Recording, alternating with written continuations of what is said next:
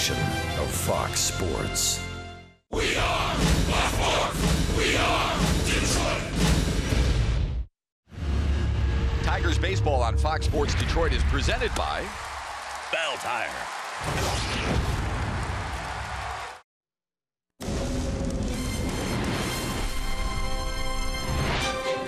It's been a perfect September day here in Minneapolis, and we anticipate a crisp, pleasant night for the series wrap-up between the Tigers and Twins.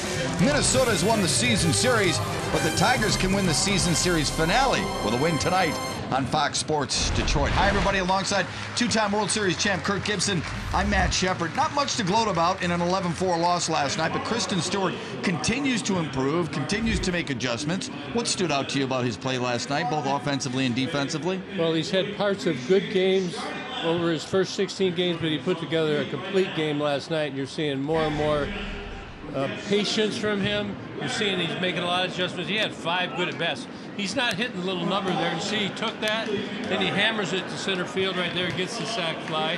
That's real patience here. He's not panicking. Off the lefty, this one got hit. Look at he's just understanding that every bat is different. Takes his walk, that's patient right there. Then he hits a missile off right center field last night. Great turns right here. Really the first time we've seen Kristen Stewart turn it on. He's got some wheels. He's pretty good. I call that tucking and gliding. We'll talk about that in the game, what that means. And also his defense is coming a long way as well. He had the one tough game in the windy day in Comerica Park, but he's not afraid. He gets over there. He's holding on to the ball. I think he's rounding into being very comfortable in only 16 games for the Detroit Tigers so far. And you got to be excited about the way this kid has looked. He's well ahead of what we could ever ask for. Is he what you expected, or is he a little better? Yeah, we'll talk about that throughout the broadcast and also tell you about the little history that he made in Tigers history. Joe Mauer will go down in Twins history as one of the better players of all time. We don't know if he's coming back or not, but we do know that he's been a special player. What has made him that? Well, he's just a pillar of consistency. He stays within himself. He's had some pressure to try and pull the ball and hit more balls out of the ballpark. It's not who he is. He's very disciplined. It's not that he doesn't try and make adjustments, but he knows how to keep within himself. He's not the kind of guy that's going to pull off the ball. He's a high average, high on base guy. I think he's over 300 lifetime, 305 versus the Tigers, a 386 on base percentage. He's talking about retiring. I just don't see how he can do it. And maybe he goes somewhere else, and it would be a whole different deal for Joe Mauer. And as you mentioned, I mean, he owns the Tigers, so that means Francisco Liriano and that Tiger staff are going to have to be on point tonight. And speaking of Liriano and the Tigers pitching throughout our broadcast tonight, we'll show you some of the primetime pitching performances coming up as the Tigers and Twins tangle from Target Field here on Fox Sports Detroit.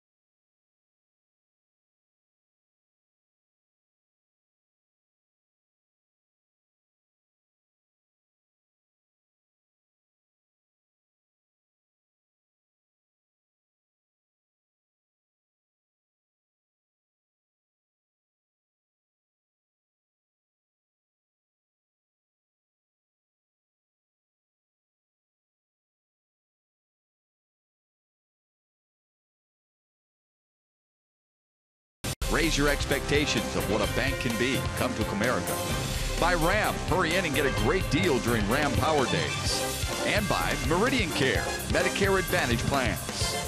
Tigers and Twins, the first pitch right around the corner, but first to the Call Sam Studios with John Keating and Craig Monroe after a brief timeout.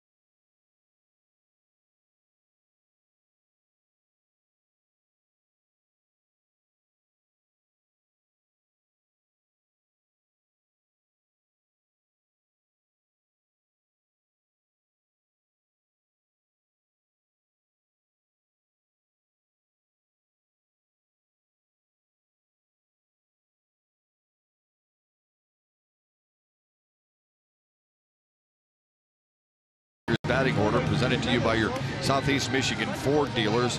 For Detroit, Kristen Stewart 1 for 3 last night. A run scored, a triple, a couple of RBIs, had a walk and a sacrifice fly. Mikey Matuk has hit safely in 14 of his last 24. First time we'll see Grayson Griner and Pete Cosma in the starting lineup for Detroit. And today's Twins starting pitcher, well, they do the opener and then the primary. Gabriel Moya.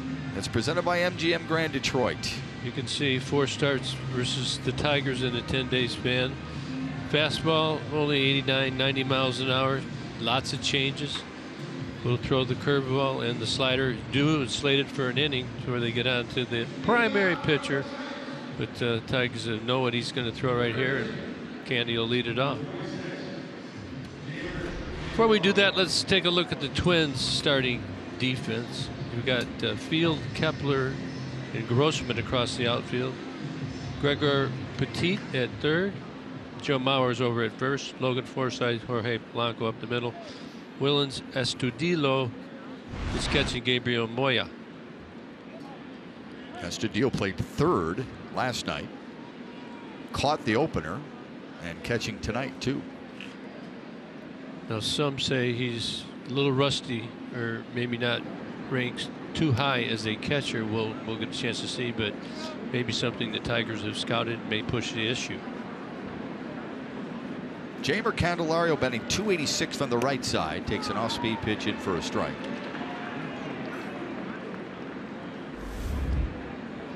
See his numbers in the series. 57 degrees, our game time temperature here in Minneapolis.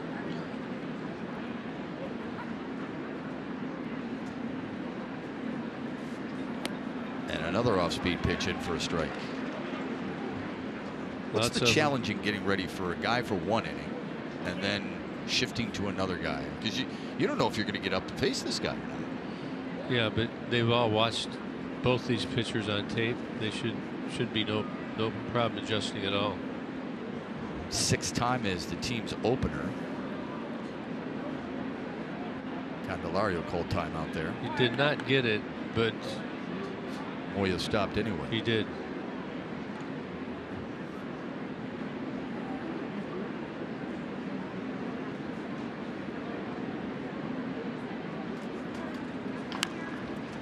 Wide of third.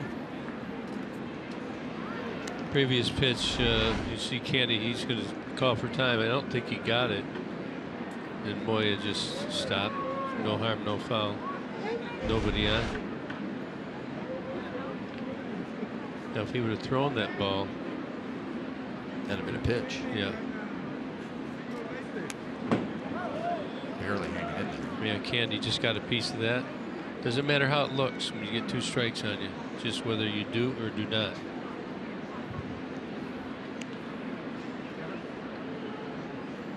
Candelario 0 for 2 last night, but did draw a couple of walks. So you're looking for the little things in younger players at bats where they're improving. And Candelario with his eye, you would say he's got a good eye, don't you? Yes. Poked it right side, base hit. Not sure why Mauer was in so shallow there, but that allowed Candy to slap it through that hole. They shifted on him. Pitches away. Heck of a job. Good adjustment. He's got a leadoff base hit. Time now for the Bernstein advantage. And Kristen Stewart has that Bernstein advantage. John Keating mentioned this in Tigers Live pregame in case you missed it. Just the 2nd player in franchise history with 9 walks and 9 RBIs in his first 16 career games. And the company in which he keeps is in Cooperstown and has a statue at Comerica Park. Not bad. Should we change his number to 99? Not as an agent, but as a 9 RBI. 9 walks. Always comes back to 9. Yeah, here we go. You like Stewart's eye. We talked about Candelario. Stewart's one of those guys who really battles, but he seems to be much more advanced than a lot of younger players who've come up.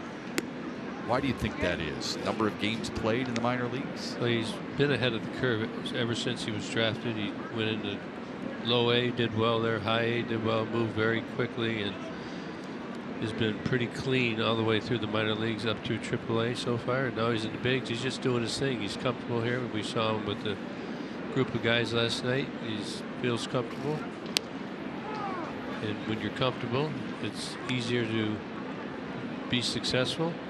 Yeah, it's a pretty easy-going clubhouse, too. I mean, they're very welcoming. He plays cards with a number of guys, different types of cards. And you're right, last night you and I went out after the game, and we saw him and some of the other guys going to get a late bite.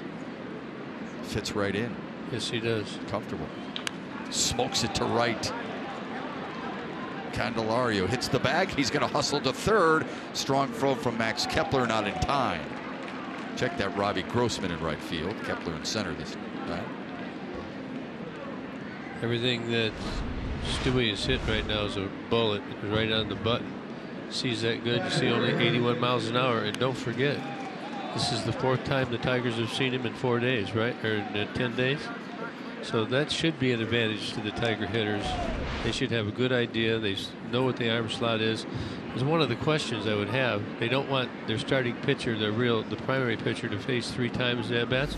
Well, they're on their 4th at-bat. These top 3 guys right here, right? That's a great point. Yeah. In 10 days. So does it make sense that you would do the same guy? But so far, so good for the Tigers. Let's capitalize. Has had really good success against Detroit in 6 innings of pitch with 6 Ks. Nicholas Castellanos, as good as it gets against lefties. Time now for StatCast AI powered by AWS. 390 from the left against the lefties. 302 with runners in scoring position. Hope he pads those numbers in this at bat. 22 homers on the year. High and away. His 300 batting average is 9th in the American League.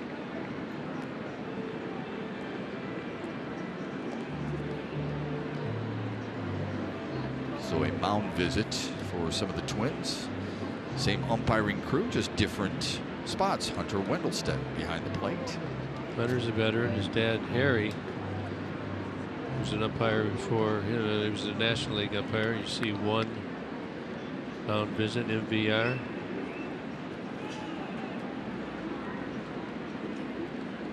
We got info on him. We got intel. Let me take it out. It's one of my favorite segments when you tell us about the umpire. Castellanos grounds it foul. Do you think umpires, I mean, any of your scouting reports getting back to any of the umpires who've given you feedback? I've got no feedback. They don't talk to me. I'm not sure they love it, but it's, it's what it is. It's information. It's good information. I mean, it's based upon. I have nothing against the umpires. I hope that I represent. They've got a very tough job. They bust their tail. They're wrong sometimes. You're in this game, you get graded. We get graded, players get graded, the coaches get graded. Fans don't really get graded. They're awesome all the time when they come. Umpires. Who else? Clubhouse attendants. Jim Schmeichel. Trainers. Brian Britton. Traveling secretary. Trainers. PR, Be accountable. PR folks. Come on, Nick. To center field. Shallow. Gotta for Max go. Kepler. Candelario tags. Tigers draw first blood.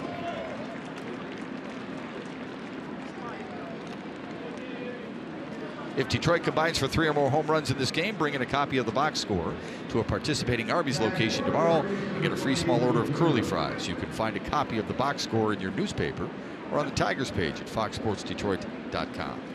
RBI number 88 for Nicholas Castellanos. Yeah, good job. Picked it up. Get him over, get him in. Just looking at Hunter Wendelstedt here. 9.5 Ks per 9. It's second highest rate for an umpire in MLB. So he's a pitcher's umpire. Quick out by Nico. We'll leave it up to Mikey. My guy. Your guy in Ram picked the stick. So these guys are trying to act like we're not going to do that playoff. We are. Well, we'll do it on our own. I'll do it right here on my telestrator. I think Keats is the only one. 1 versus 4. Okay, so that would be you against Johnny. Versus 3. And that would be it would be Keats against Johnny. Well, no, you we've against got me. 5. One guy gets lopped off tonight. I thought you said that the last place doesn't make it. That's what you said during Tigers live pregame. Who's in last? Simo. Okay, it's Simo's. Simo's gone. Sorry, C. Love you, man. I do. That was sincere. It Simo was right now shaking his head. Simo's saying, that's cold, Gibby. He knows I love him. Come on, Sorry, we've been C. through a lot. Sorry, C. Love you. That's awesome. 0-2 to Mikey Montook. I mean, it's the only way we can do it with 2 games left. You have a better formula. That's cool. We could go 1-4, 2-3-5. Pretty tough. And guess who picks first tomorrow? I think your other way is pretty good. I mean, one deserves. Maybe you give one a bye. No, 2 against 5, no. 3 against 4. Then you have 3 teams left.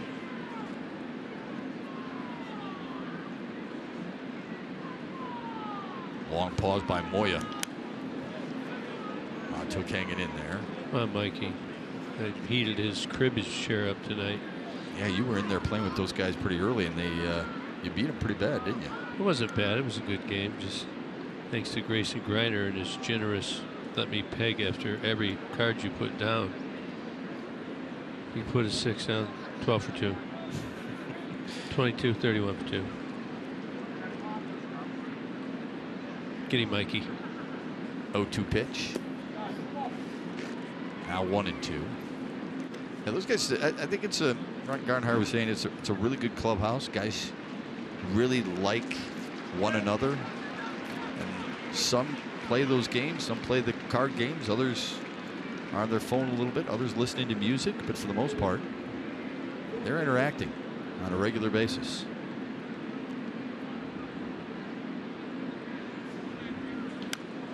Montook's hanging tough.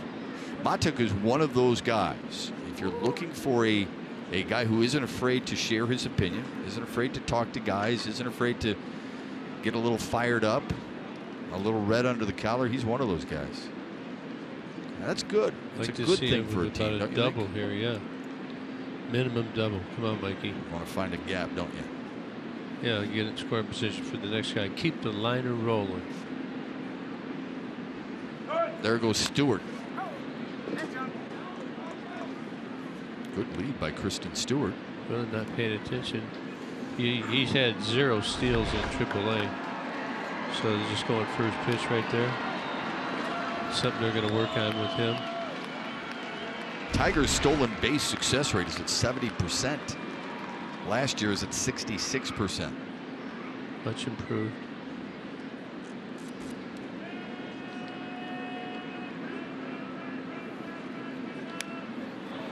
Get him, Mikey. How about this at bat, huh? Yeah, I like it. I guess the only issue with, your instead of your primary, you have your opener. He can throw as many pitches as he wants. He's only throwing the first frame. Well, Mikey's on his 3rd at bat on him right now. All those pitches. Hanging.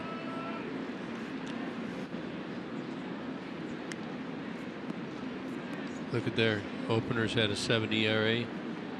Primary's been good, so maybe you're willing to take it in the first inning. Not so good, but have the rest of the game very good. They are 4-3 when using this type of situation. They've won 3 of the last 4 doing so. In tight. 2-2 to Mikey Montook.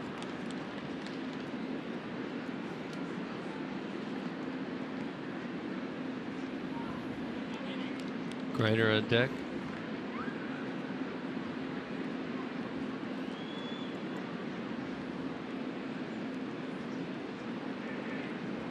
Seems like these guys aren't hooking up very good, huh? What are you throwing? He's fouled off. Tried everything. This is the 9th pitch of the at-bat to Montook. It'll have to be 10 now. Now you're over at first base. 3-2 count, 2 down. You're going to go. You must make sure that he throws the pitch home. If you're Kristen Stewart.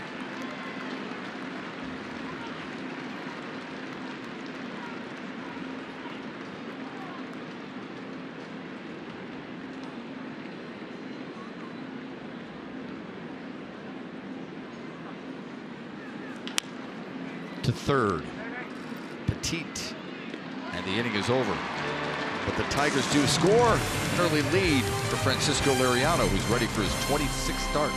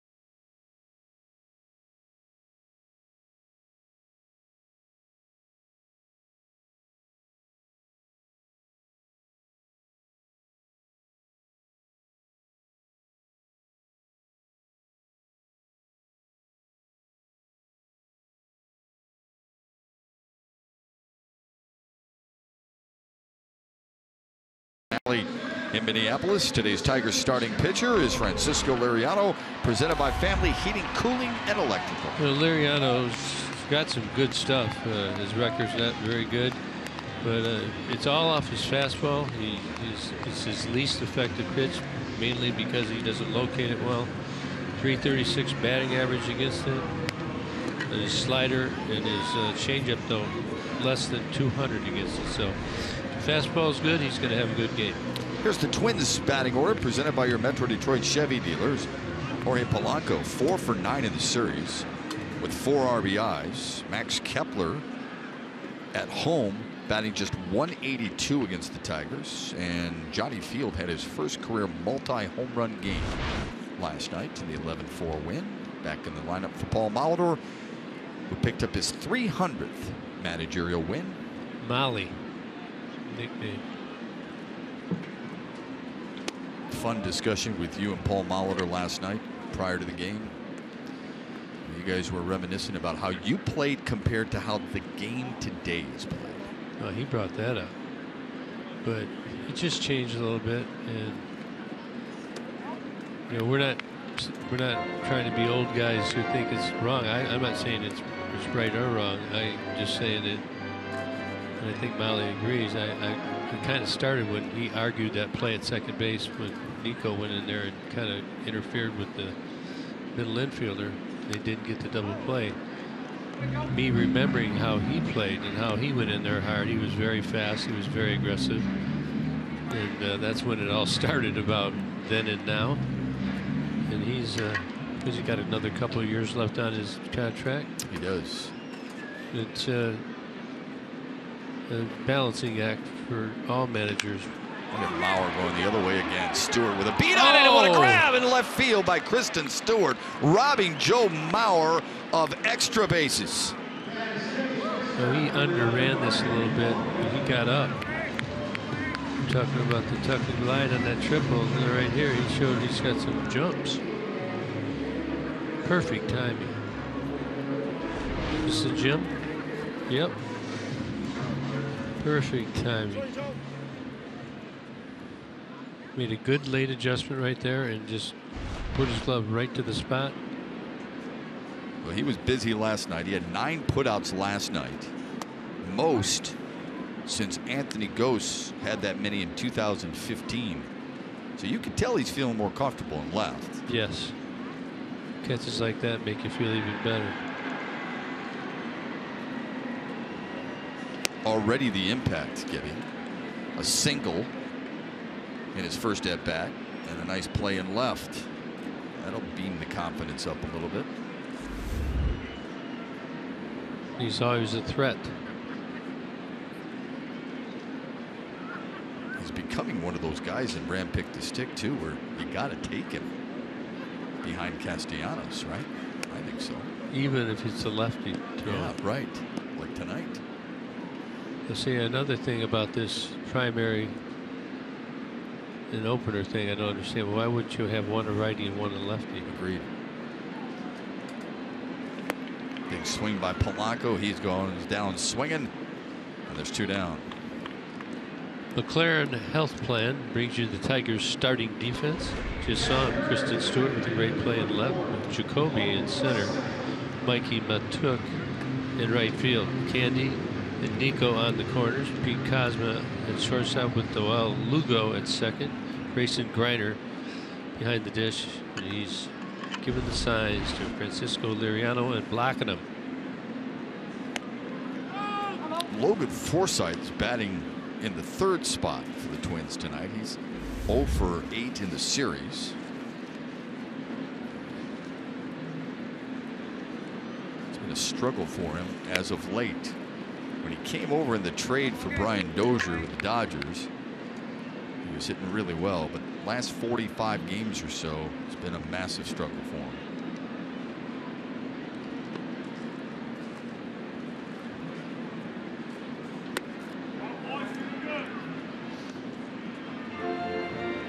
There's the primary, Steven Gonzalez.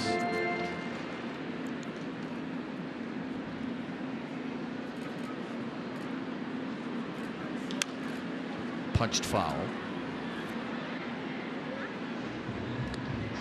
Tigers have seen him a time or 2 as well, so they should be familiar. Just looking at some of this Joe Mauer stuff, he's up there versus the Tigers. Oh, yeah. Games, Active players, hits, it's not even close. Mauer, right. And RBIs, doubles, walks, extra base hits.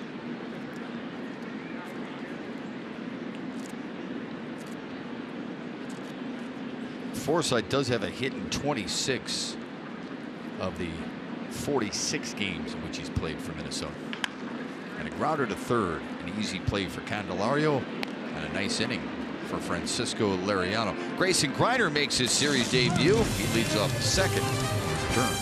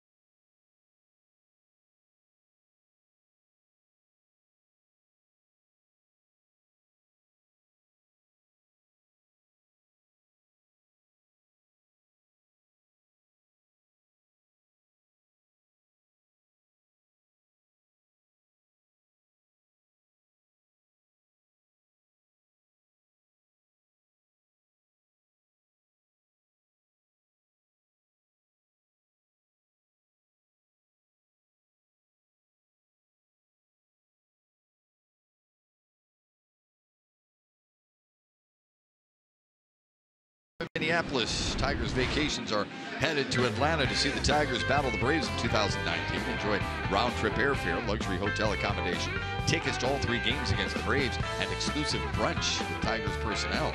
To purchase or for more information, visit tigers.com/vacations. Steven Gonzalez is the primary here for Minnesota. Outside windows, pitching change. Gonsalves followed Moy in his start in Detroit. 21 in the third innings. Keep that ERA going up. Allowed 2 home runs in those innings. As the primary pitcher, though, he's thrown 33 in a third innings with an ERA of 1.35.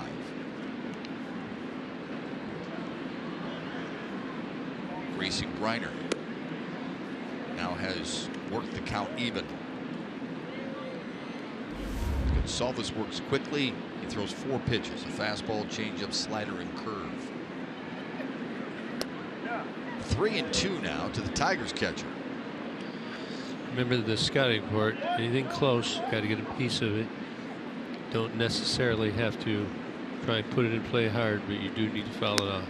Lead off walk from Racing Griner to draw the walk.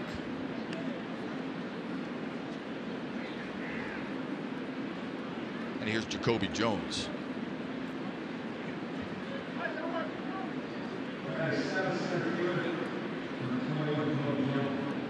I think that Jacoby's made some pretty good adjustments as of late. Not swinging and misses as much, not pulling off the ball.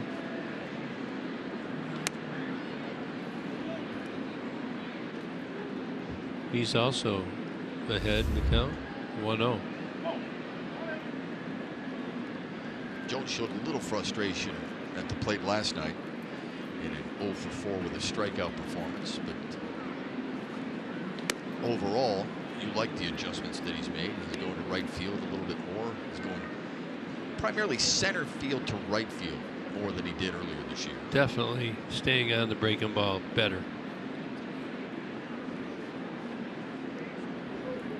You said dead red here because it's 2-0. He's got to get something over. He's not even close. He's not getting his fastball over. That's why you look for it. Hitting's about eliminating certain pitches, isn't it? Isn't that part of it? If you can, if he's not throwing it for a strike, yep, you can do it. Sarcastic cheer.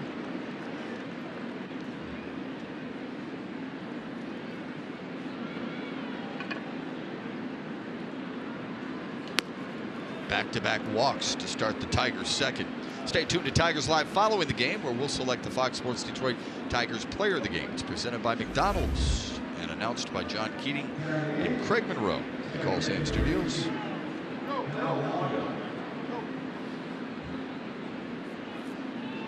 Well, Lugo has been struggling with the bat, but last night he had a couple of knocks. He was been pull happy. Look at here, balls away, just nice level, go away, get rewarded for it.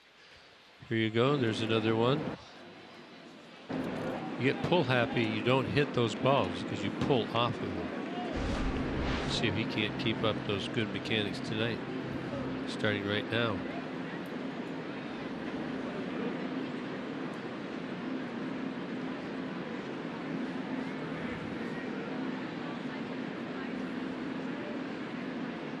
He'd love to do the same thing right here, wouldn't he? Go the other way, try to get the runners up.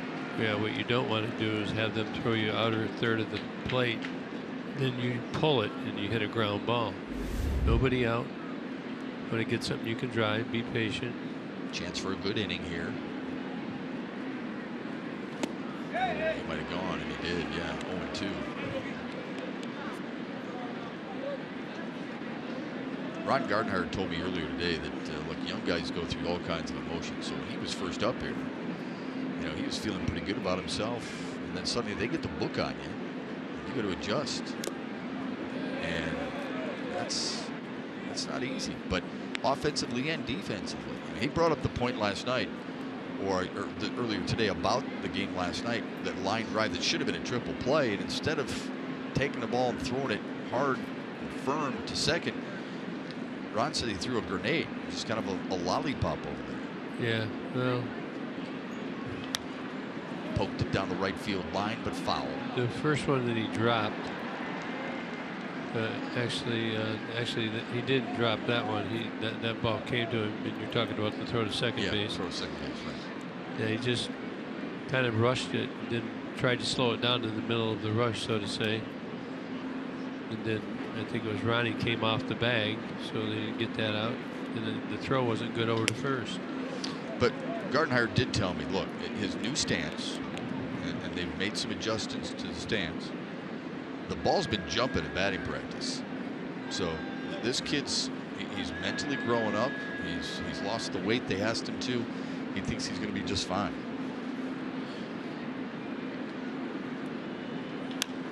The other way, Grossman charging. That's going to drop. No.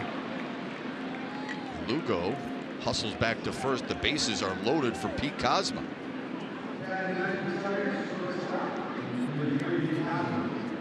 This was a tough read right here. You got Griner on the lead base, Jacoby right behind him.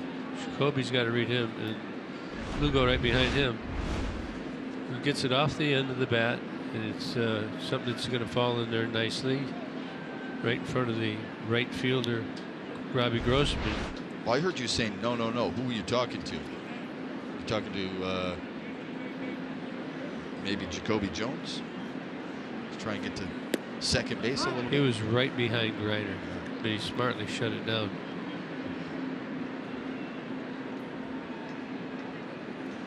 Kozma has appeared as a defensive replacement in the series, but this is his first at bat in the series.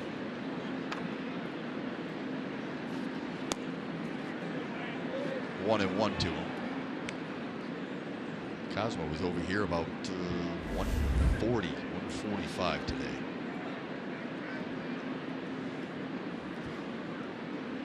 One of the early ones. Besides pitchers. Pitchers usually get to the ballpark really early to get their throwing in. But Kozma was one of the first position players here today. Yeah, I mean, do you think pitchers get here earlier? Is that what you said? I think they get here to do a lot of their throwing. Yeah, Kozma. They're on their, yeah, they're on the field maybe earlier, but I think position players, some have to come in and get training stuff, get their workout in. You know, play cards or do whatever they want to play. I mean, at the end of my career, we played pinochle or bridge every day on the road, early. Keeping score throughout the season, I would assume. Yeah, I got the belt that we lost. Kozma swings and misses. It's held on by Astudillo. And there's one down. John Doherty and I gets Tram and Mike Hinman. Really? Yeah, I found a belt. I was unpacking stuff from years ago, and it said we finished second. As a reminder.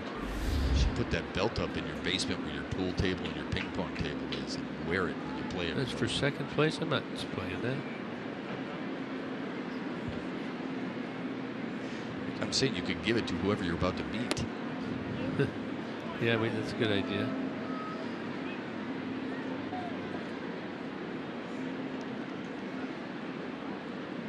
Candelario singled and scored back in the first.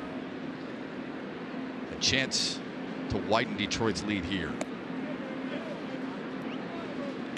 Just dumping them in there. A lot of soft secondary pitches. Then they'll throw the occasional fastball to try and keep you honest. The opener, Gabriel Moya, threw 24 pitches in the first. This will be the 24th pitch for Gonsalves, and he's in a big hole. Fish aren't biting. It's probably come out of the dugout this inning. Certain sayings always seem to get recycled. Green light him here. Nope. 3-1. Ooh, it was right there, wasn't it? Yeah. I was waiting for you to ask me that question. No. You might have been surprised with the answer. Talk to Guardy about that triple play thing. Stroke down the left field line, but foul. Well, he turned on it, didn't he? Yeah, something off speed. He got out in front of it, I think. Gonsalves, he's not a real hard thrower. Just more of a location guy. Yeah. He's got these 3 pitches that he's throwing that Candy couldn't keep it fair. 4th round pick out of high school in San Diego, Cathedral Catholic High School. Back up the middle. knocked down, so a tag at second for an out. And Gonsalves helped his cause there and helped the Twins avoid any big-time damage. Grinder does score, making it 2-0. Really a good at bat. Just pulled the previous pitch foul. And now right up the middle. Here you see the runners, everybody's on the move. His glove just ticked it, but unable to turn the double play. Tigers get another one. Still have first and third. Looking for the big 2-out hit. They got Stewie. Delivered last time up.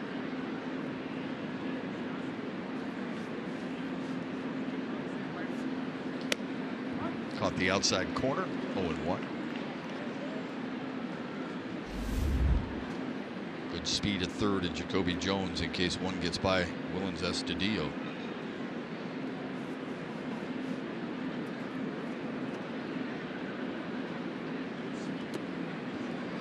See, Kristen Stewart has been getting so many off-speed pitches. Have you noticed that? Especially you get guys in scoring position. He's just starting to see it. He's convinced himself not to be jumping up there. Now you may see him go too far and be late on the fastball, so he's going to have to torque it up. I'm really impressed with his ability to hold off certain pitches. I mean, he's got a really good batting eye. See that? Yeah. That's 3-2 count. Yes. Yeah, he's going to get it. 3-1 now. Gonsalves has thrown 31 pitches in the inning. 16 out of the zone, 15 for strikes. Folks, that's what you call laboring. Don't be late on it. See if he grooves it. He does, and it's fisted the opposite way for a base hit. An RBI single for Kristen Stewart.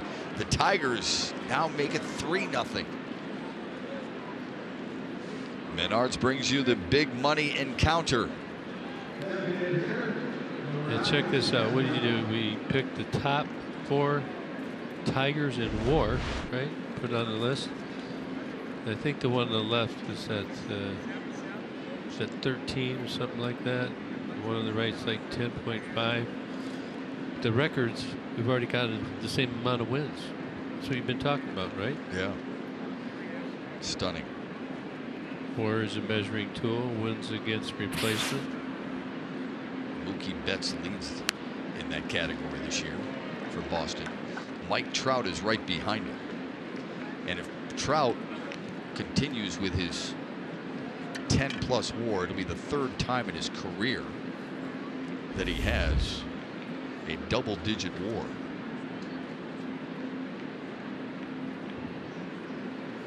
He's at 10.1 right now. Castellanos fights it off. So last year's team, the WAR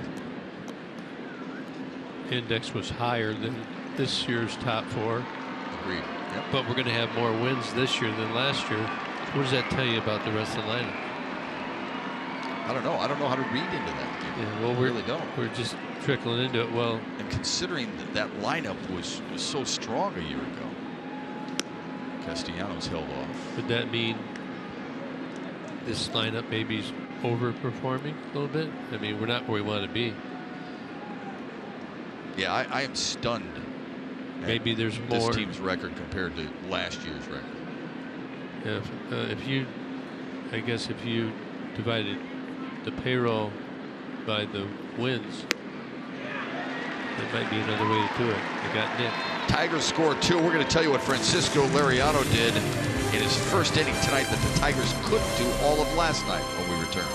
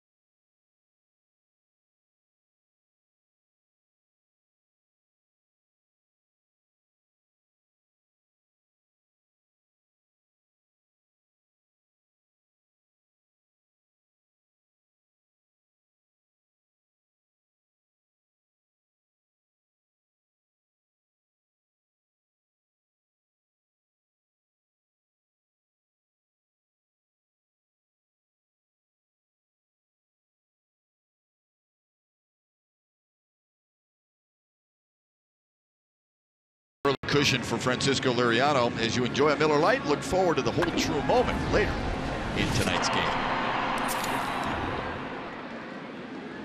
Robbie Grossman is due up for the Twins to lead things off.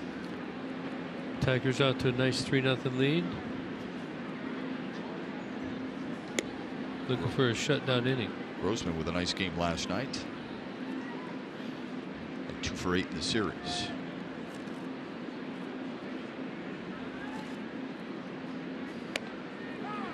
Just so we can give everybody a little heads up, our last 3 days we're going to come at you with some of the better performances of the year, and coming up we're going to talk about some of the best pitched games of the season.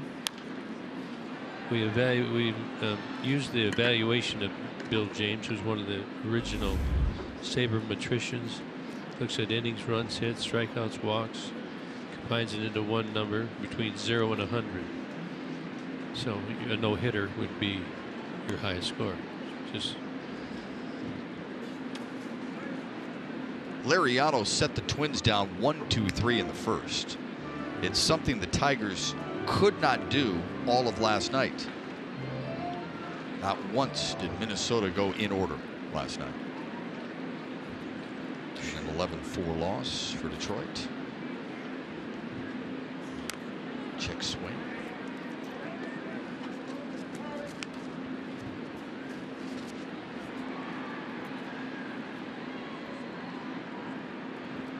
Grossman as a right-handed stick, 314 on the year, with 15 runs driven in.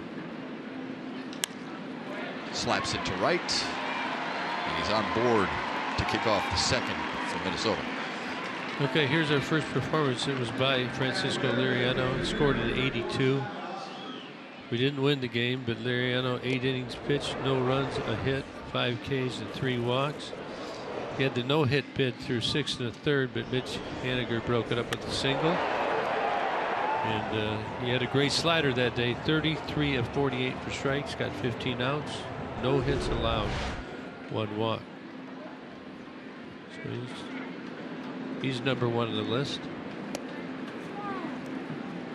Tyler Austin, strong guy who's got a homer in the series and driven in a couple of runs.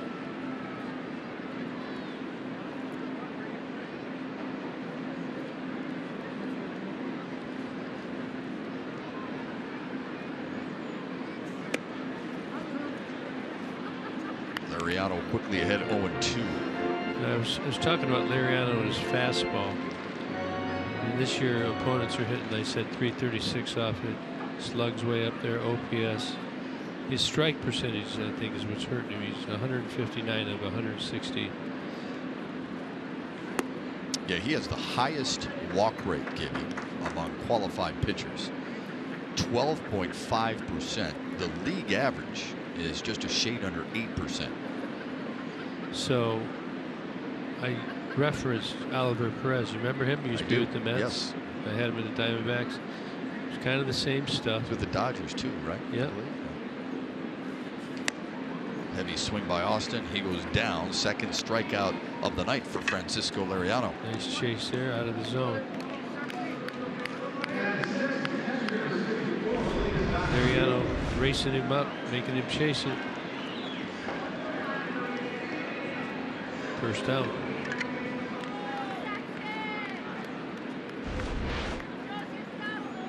Willens Astudillo. And what a series he's had. 4 for 9. Will hit and run with him. We saw him hit and run yesterday with men on first and second, nobody out.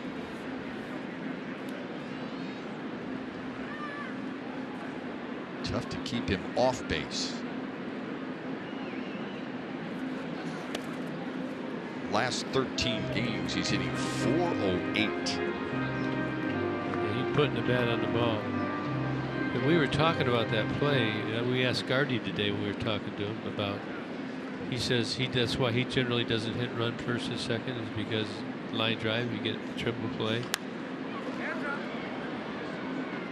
And here it was, first and second, nobody out. They're on the hit and run.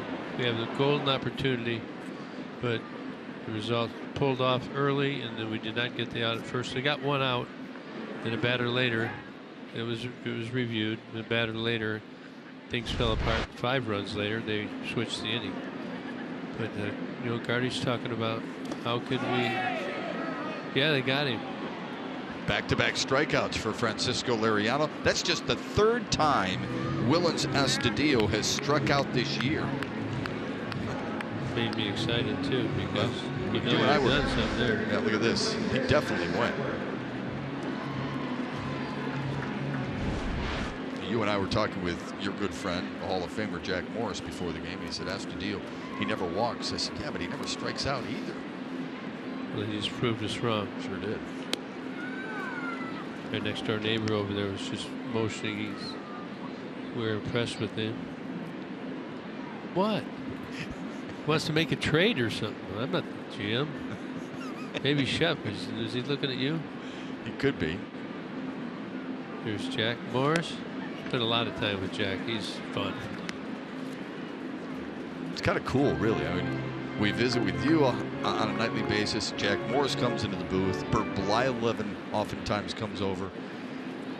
And a little bit later on, we got a good friend of yours going to join us in the 3rd inning, who has won a couple of championships. 84 Tiger. He won one there, and then the next year, a couple years later. Yeah, 87 actually spoiled your season in 87. Yeah, he was part of that team. Call it the whistle win. They're blowing whistles and waving white hankies at us. Very loud in the Metrodome. Probably the most disappointing season of my life for a baseball fan. Gave it everything we had. And you know, little do we know, we traded John Smoltz that year for Doyle Alexander. Yeah. Was he 11-0, something like that? Yeah. He was a 2-time All-Star, but he's not a Hall of Famer like Smoltz. And little did we know. Yeah. Remember, Smoltz was at A-ball, I believe. Yeah. When they traded him. So. But little did we know that Jack Morris was going to go into the Hall of Fame, and that Doyle Alexander had a huge impact on it. Did you hear that story? No. That was yesterday. And he said Doyle Alexander grabbed Jack one day and basically aired him out. And just told him, you've got to do this, you got to grow up. Jack took it to heart. Down he goes. 3 straight strikeouts for Francisco Liriano. Tigers meat of the order. Comes up in the 3rd.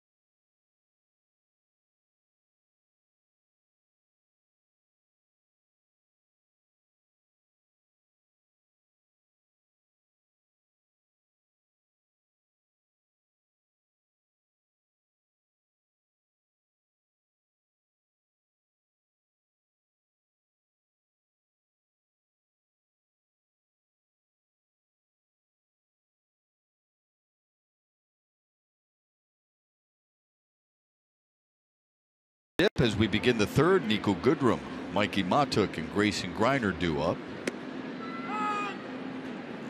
And as we bring you the 3rd inning, we also bring you a 2-time World Series champion, a man who won a championship with Kirk Gibson in 1984 with the Tigers, And then 3 years later, won it right here in Minnesota. Juan Berenguer, great to see you. Thanks for stopping by. Thank you for giving me the opportunity to be here and say hi to everybody in Detroit.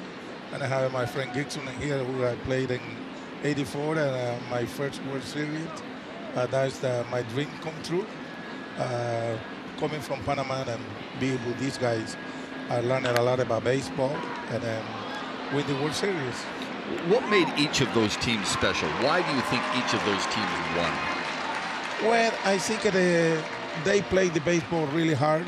And when I go to Detroit and they tell me they have a great teams, they have one of the right fields, center field, Chet Lemon, Hendon, and Tramo, Whitaker, Brooklyn. Everybody's put it together.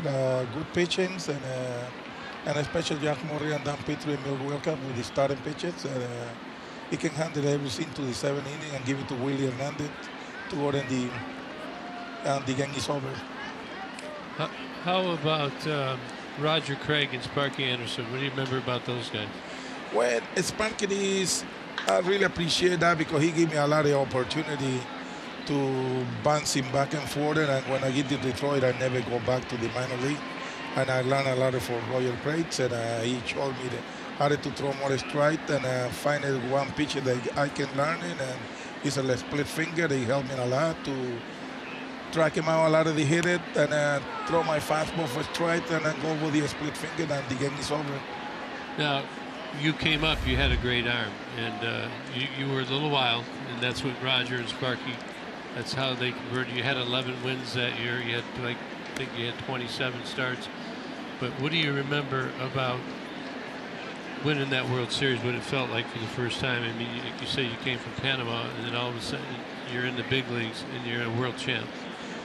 Yeah, because when I come into the United States and I owe my dream and I see so many games and then the TV, and my dream is to come in here and play in the World Series. And when I come into Detroit, I win my first World Series, and that is the more exciting things in my country and for myself, for my family.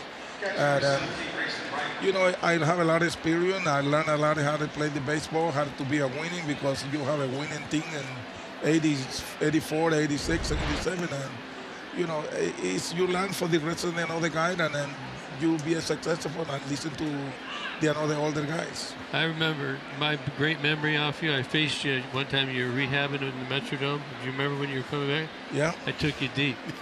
I know, Gibson. I know that you always. I say I know how to come in inside because he goes swing too hard.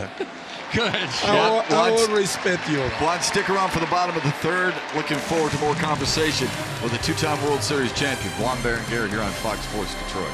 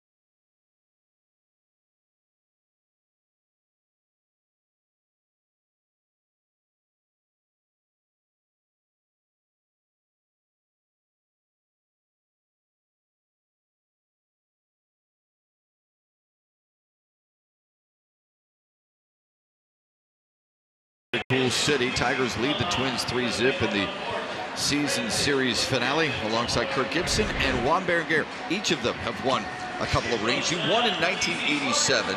Yep.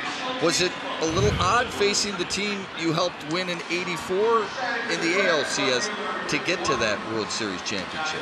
Yeah, and you know, this when I love this guy, Detroit, and it's my favorite team because I win my first World Series in there when I'm coming back from San Francisco and trade to Minnesota, and I never spread, and I go face these guys, and he's excited, and I know they have a great hit, and I never try to do nothing to embarrass them like I did.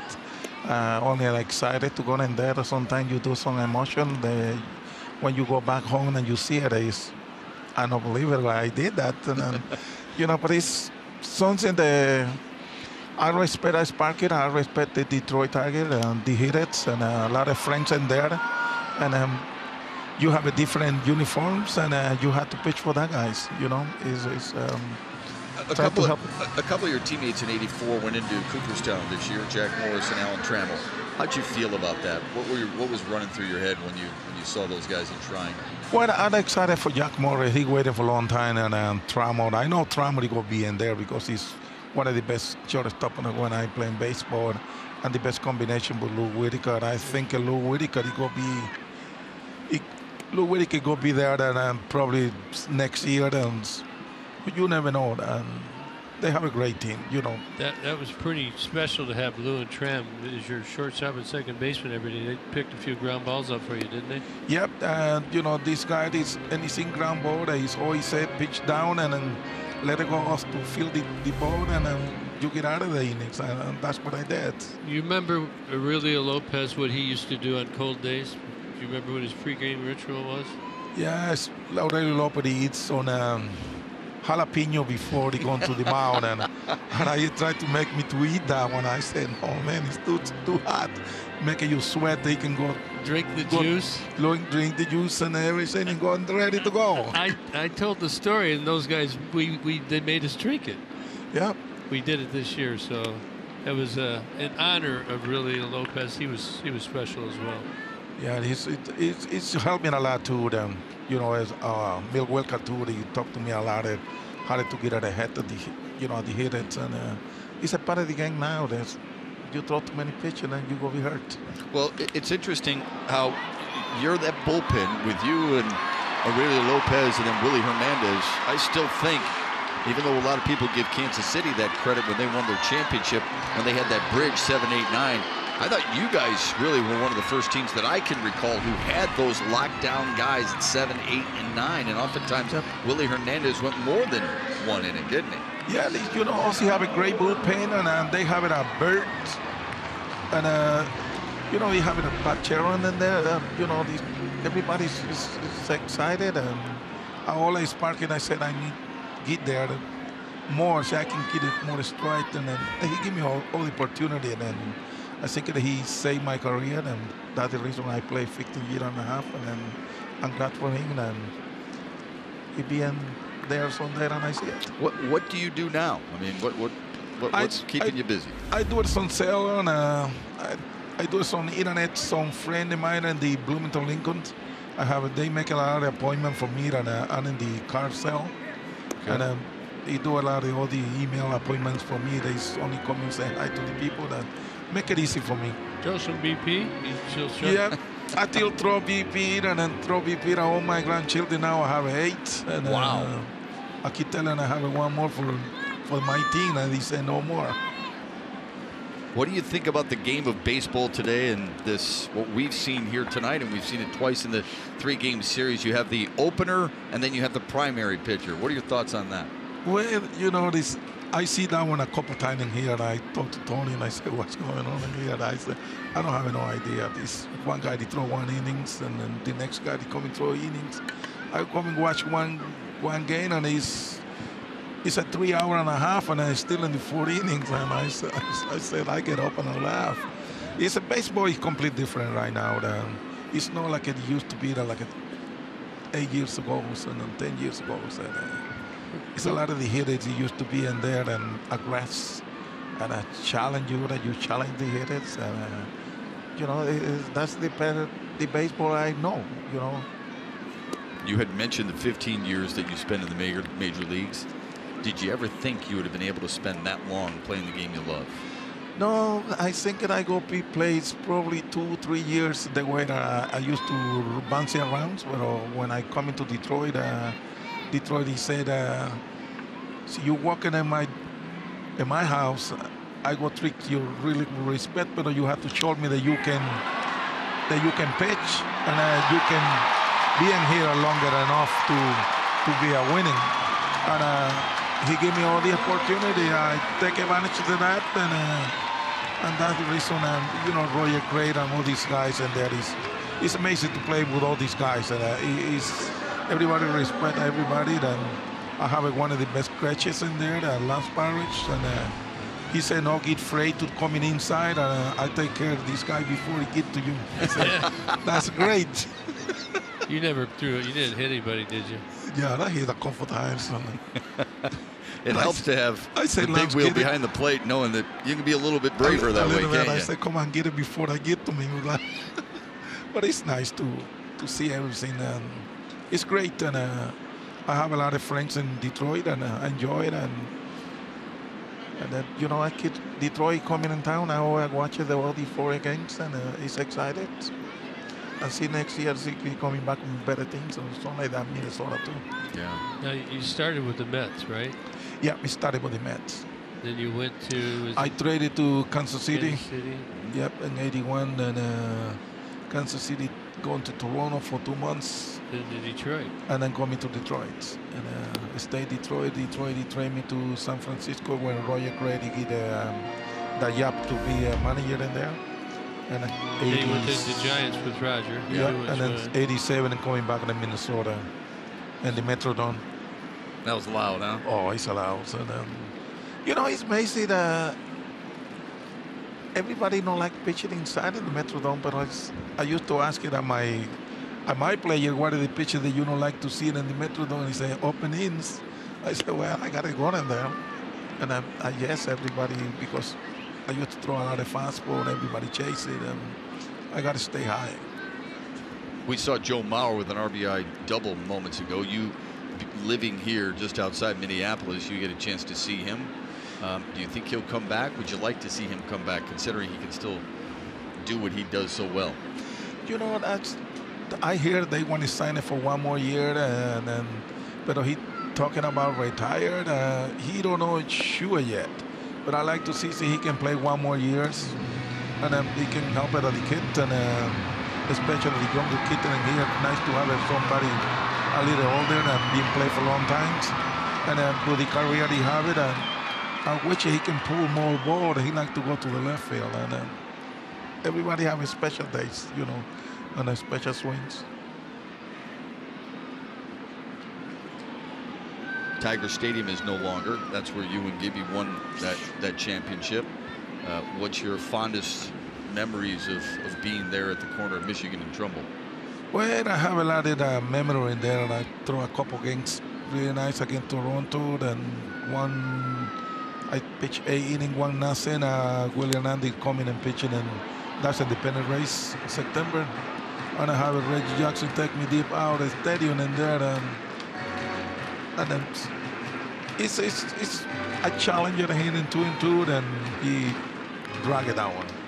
And then there's a lot of memory in there, and a lot of memory celebrates, and see the helicopter will deliver domino pieces, and then it's a lot of character in there. It's nice. Here's good pitch inside right there. You think they used to be more inside pitches? They used to pitch. They should pitch more inside. That's right there. That's a good pitch. You like that? Yep. I think that sets up your other pitches as well. I know Jack talks about that quite a bit. Yeah, because you throw inside and you can throw changing, and it's a little back, and then he's a good pitcher when they play for the Twins. Play for the Twins. Yeah, he was here from 2005 to 2012. You liked him, huh? Yeah, but he got to Pittsburgh after that, and he have a little with the pitching code. And, you know, everybody have a little thing sometime, and You did? they don't go through. Did you have a couple things? I have a couple with Sparky in a couple days. Yeah, You know, that's the part of the game. So you have to go in there and tell them that you can stay a little longer than Mr. Hook, like they used to call him Sparky. They used to throw Captain Hook. Cartoon Hook. You know, 5 innings, I keep looking at, come on, Sparky, let me go in there again. Yeah, he would. He'd always be coming out there and he'd have his finger in his ear, and he'd kind of look up and put his hand out. I remember one time Jack kind of threw it in his hand, and Sparky pulled his hand out of the way, and it dropped on the ground, and he just dumped his head down. Sparky didn't look at the ball, asked Jack to kindly pick it up. He was pretty intimidating when he first came, wasn't he? Yeah, and when he tell me this, I come in, you know, I throw a shot out, I come in the 6th inning, I have a 2 out. And then he said, he going in there, and I think he go talk to me a little bit, and I said, are you done? I said, what? And I said, be nice, give me the ball, be nice. Didn't work, huh? He don't want it. He can deck me out, bring Bird, throw one in, and Aurelio Lopez at the rest, and William Anderson, they win the game. So look, we got a long inning going here right now. Lariano's struggling. They've got we got a couple guys on, and they've got 1 run in. What are your pitcher right now? What are you thinking? I mean, you get nervous. How are you trying to piece your way out of it? And you just had a mound visit. What's going through a pitcher's head? I think he tried to be too fancy in there. He should throw the ball and the middle to make it easy to make a double play. Try to walk at another guys, and that's when you go hurt. You got it going right at it, and then he still throw really hard at 91 miles per hour. I don't know why they try to hit the corners. And first pitch he should be in there is not too many pitchers, not too many hitters swing the first pitch. I only remember this Ricky Henderson. They said he used to swing the first pitch. You hit him a long way too. Yeah, you never swing the first pitch. You're always looking at that one. Who, me? Yeah. It depends. Depends on if I was guessing right or not, you know. You went 8-1 with the Twins in '87, with an ERA of a little bit more than 3.5. How did you grow from '84 with the Tigers to the Twins in '87? Well, I bring every scene for what this guy, how did this guy played, and how did this guy teach me, Roger Craig and Sparky. I bring that to Minnesota with the same enthusiasm, the same sense, how to pitch, how to use my fastball, and how to use my split finger. That helped me a lot, and to be around, and the plate throw a lot of more strikes, and especially in the Metrodomes, and I take advantage of a lot of pitch a little high. Everybody know we come in fastball, and I think that I have it a lot of successful coming in these 6 inning tie games, and then get it go ahead and then give me the game to Jeff Reardon and take it W in there, and a couple he helped me give me a couple saves, and pitched really good that year, and 88, 89, and well, that's how they go sometimes. You have to challenge these guys. And, You felt like you did that in your career. in my career, you know, this Lancey said this. He used to say this: don't question your fastball. He's challenging everybody and try to throw it right, and it's keeping your shoulders straight and then go back to me, and I said, and that's what I like it, because everybody is telling me a lot of things in there. Helps you learn. Yep, and then you know there's a lot of things I used to talk a lot about Dave Roseman, because he's kind of funny, somebody, but he know about pitching, he know about baseball, and he helped me a lot too. Well, it's great to visit with him. Thanks so much for All right, stopping by. thank you, guys. Great to see you again. A lot of great Two-time memories. World Series All right. champion, '84 with the Tigers, '87 with the Twins, and a teammate of Kirk Gibson's, Juan Berenguer, one of the really good guys in the game of baseball, with us here on Fox Sports Detroit. Maybe some issues here with Francisco Liriano. It's been a taxing inning right here for him. He's had a 3-0 lead coming into the bottom of the third, and now with a couple out, Ron Gardenhire has to go to the bullpen in an emergency. Lariano's night is done. Bases loaded with 2 down. The Tigers clinging to a 2-run lead in Minnesota.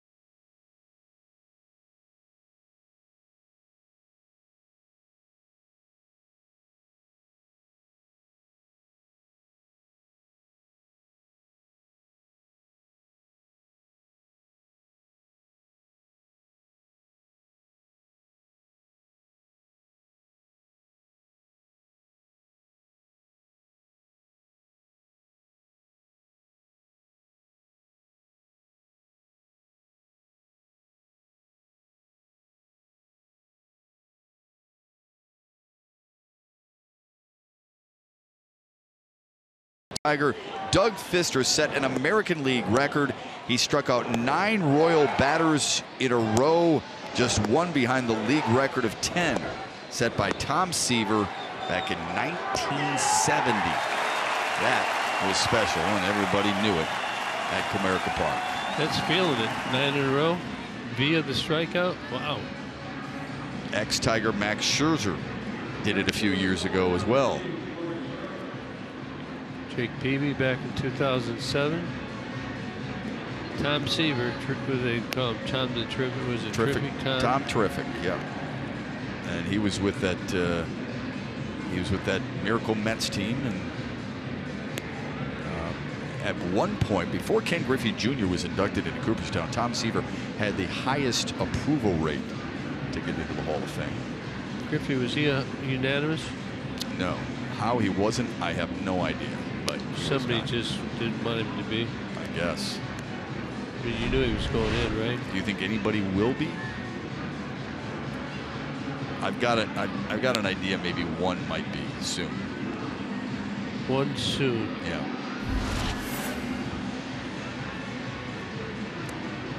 That's going to be. So you got outside windows, pitching changes. Lewis Coleman warming up. Jeter. You got it. Yeah, you think everybody in Boston's going to vote for Jeter? Well, it's pretty likable. Pretty likable. Kalamazoo native. I think he's going to, if anybody would be.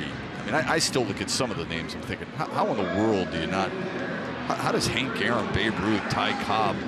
How are they not unanimous? I just don't get that stuff. You know, how is Nolan Ryan? How does somebody look at the ballot and say, I don't think Nolan Ryan's a Hall of Famer, but maybe next time. Francisco Lariano left with lower back tightness, turns it over to Lewis Coleman. With the bases loaded, thanks a lot, and 2 down. And facing Tyler Austin.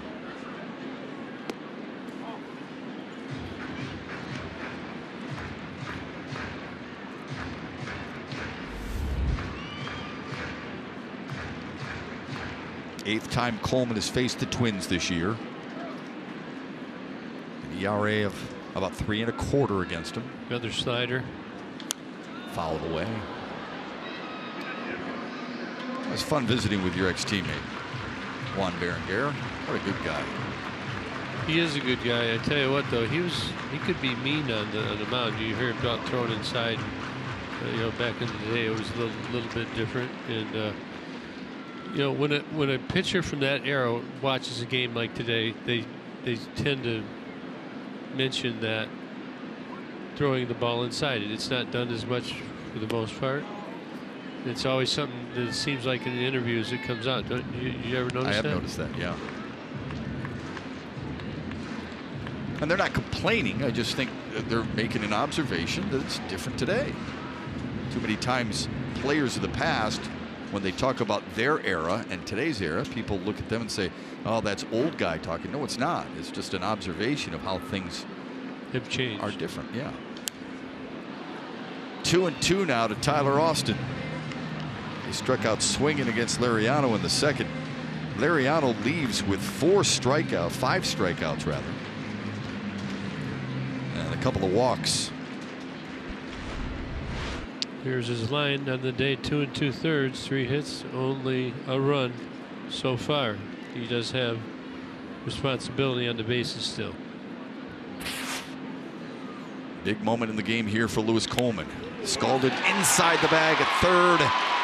The Twins have tied it up. A 2-out, 2-run double from Tyler Austin.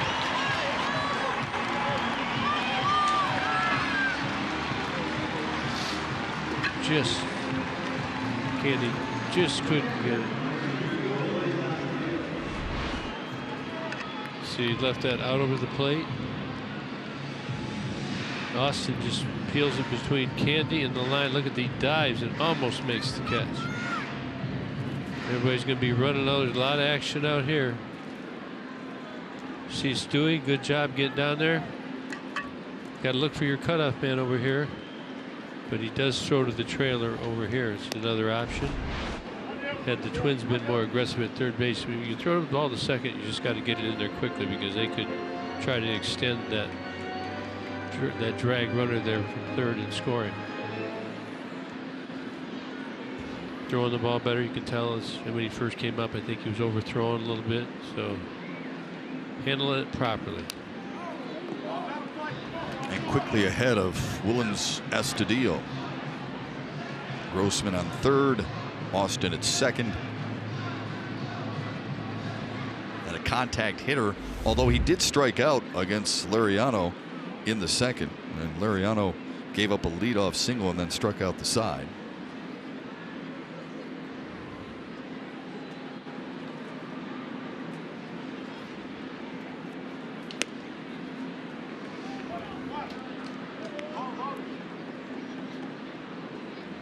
Max Kepler on deck.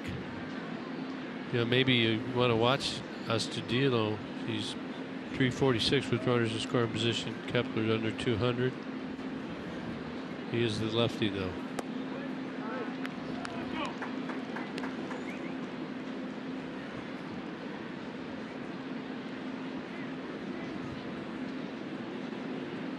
Tigers just been getting in these big innings. Got one last night and another one right now. They got to try and stop it. It's full. Coleman was at 0-2. 0-2-3-2.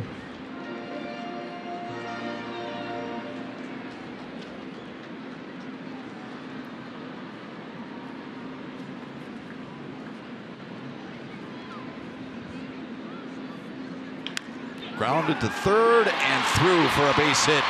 Astudillo has given the Twins the lead with a 2-run single.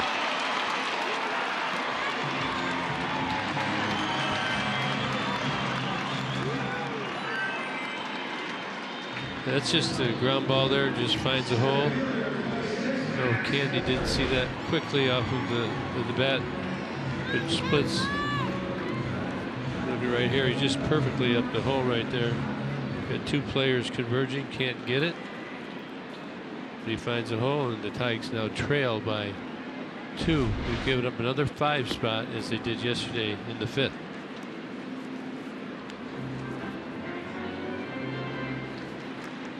It's got to be frustrating.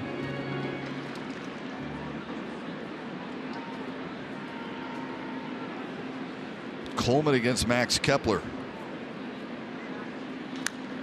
High fly ball center field.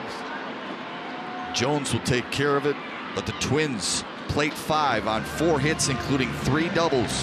You're watching Tigers baseball on Fox Sports Detroit, presented by Bell Tire.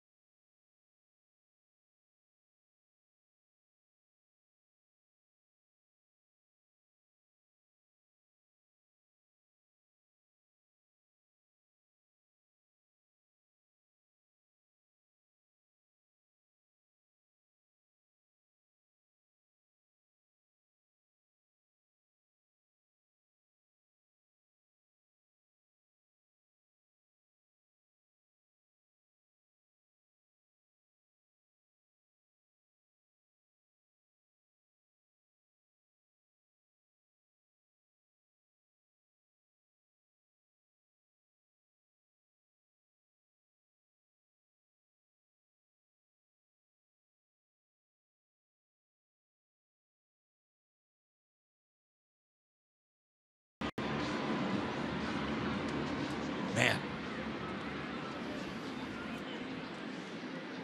What? No, it's always been Kirk Gibson's What Detroit was that? Tigers. You mad about the playoff? Trevor Story, Keats. What a year. Man. You know,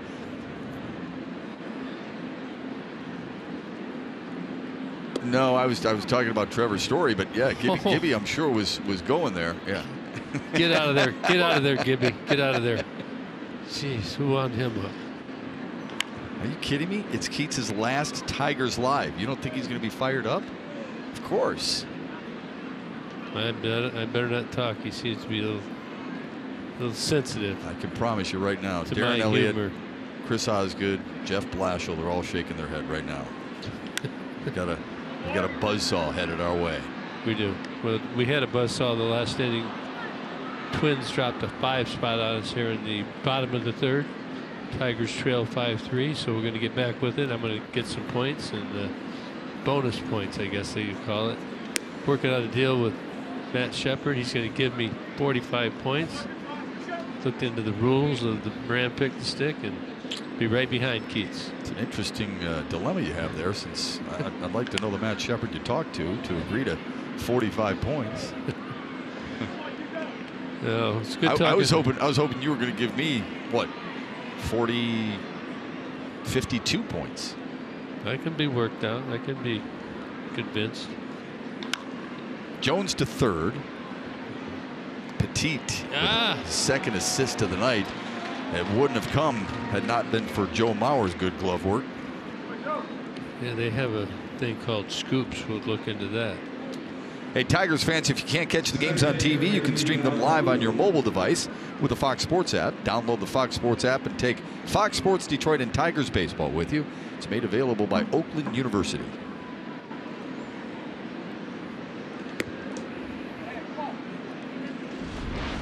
Just a routine play, but not a very good throw over there. Mauer's one of the best. Gets a hop right in between him. How do you consider, or what do you consider Joe Mauer? Do you consider him a catcher, a first baseman, or a designated hitter? Well, right now he's a first baseman. I think he's pretty good over there. I mean, he's getting older. Was he 35 now? Somewhere in there, mid-30s, young to mid-30s.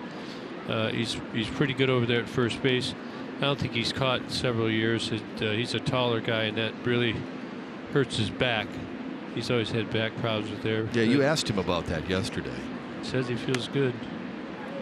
But I mean, right now, you know, he's a first baseman / designated hitter. I think he falls a little bit if you're projecting Miguel a little bit.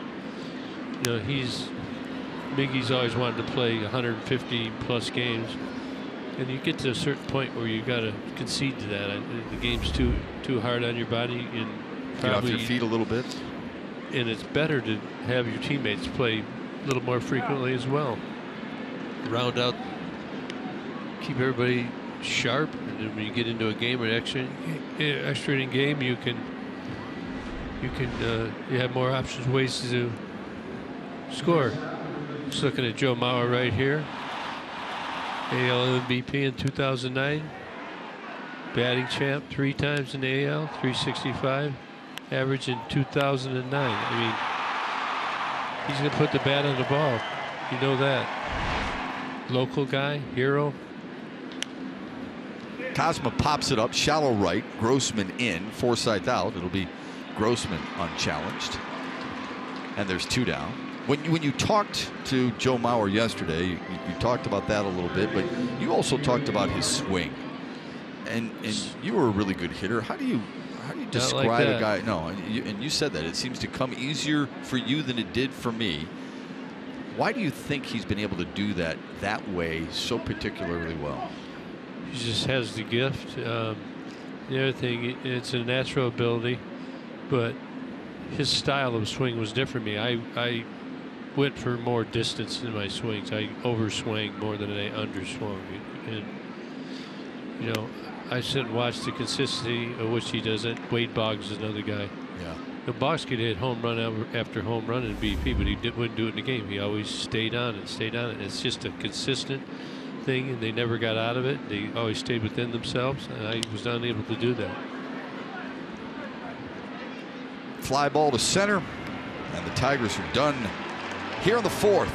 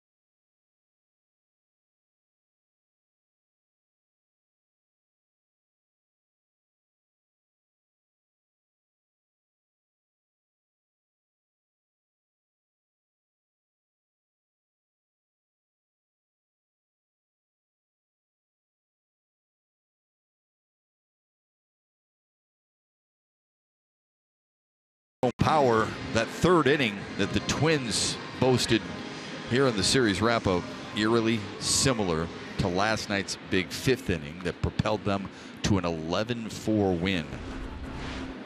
Tigers do have 3 on the board, so it's only 5-3. Plenty of time to do damage of our own. Tough place to win for visiting teams since June 24th. The Twins are 25-12. It's among the best in the majors at home. Their home record isn't their concern. It's their road record this year. Now you see, I drew a circle around there on that foot. We talked about this last night. He kind of bails. Johnny Field, yeah. That front foot comes out. So to me, it seems like the pitch away is going to be better to him. Seemed like when they got it away and it was hard yesterday, he had trouble reaching it. Did leave the yard twice, though. His first multi-homer game of his career. On pitches middle in. So you learn that, right? I mean, as pitchers, you're watching that game from last night. Do they take notes, or is it just mental notes? I mean, they see it, absolutely. I mean, I'm sure it's been talked about.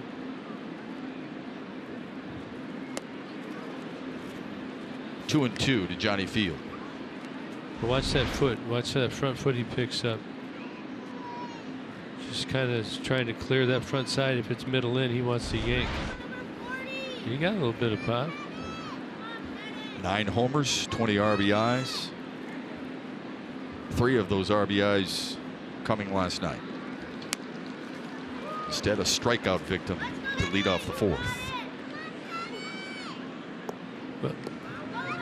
Well, let's take a look at the 3rd inning. He started out okay, but then see, pulling down into the wearing out Kristen Stewart. Joe Mauer again just continues to hit line drive after line drive. After a walk, they come out and take Francisco Liriano out because of his stiff lower back. And more damage follows for Lewis Coleman. You see a nice single right there between the 5-6 hole, and that's a 5 spot. Gregorio Petit really got it started for Minnesota with 1 out there in the 3rd. He doubled.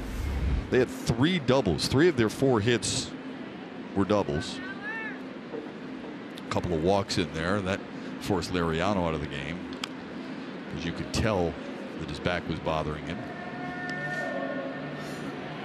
Even though in the first couple innings he was dynamic. As I said during the game, he has a hard time. He's got great movement on his pitches. Maybe it's partly mechanical where he has trouble duplicating them as well. He gets behind that fastball. When he has to throw it, it could be anywhere. But it seems like he's behind in the count and he has to scramble back. I'm sure the Tigers is going to consider everything. So it appears that Francisco Liriano done for the season. The interesting thing for Petit in the hit off Liriano, it's just his 2nd hit off a lefty all year. 13 of his previous 14 have come against right-handed pitchers.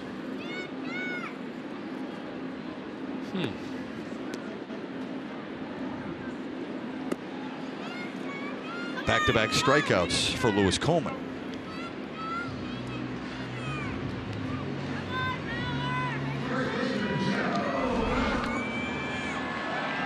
Good slider. It's a chase pitch. That's what happens. You get ahead in the count.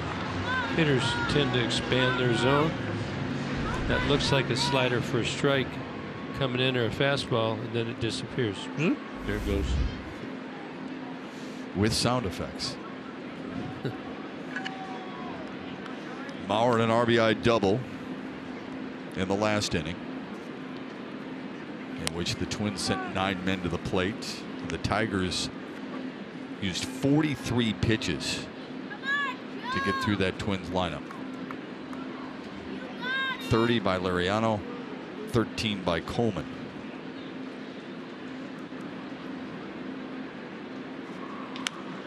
A tapper back to the mound. A clean inning for Lewis Coleman. And we'll head to the 5th.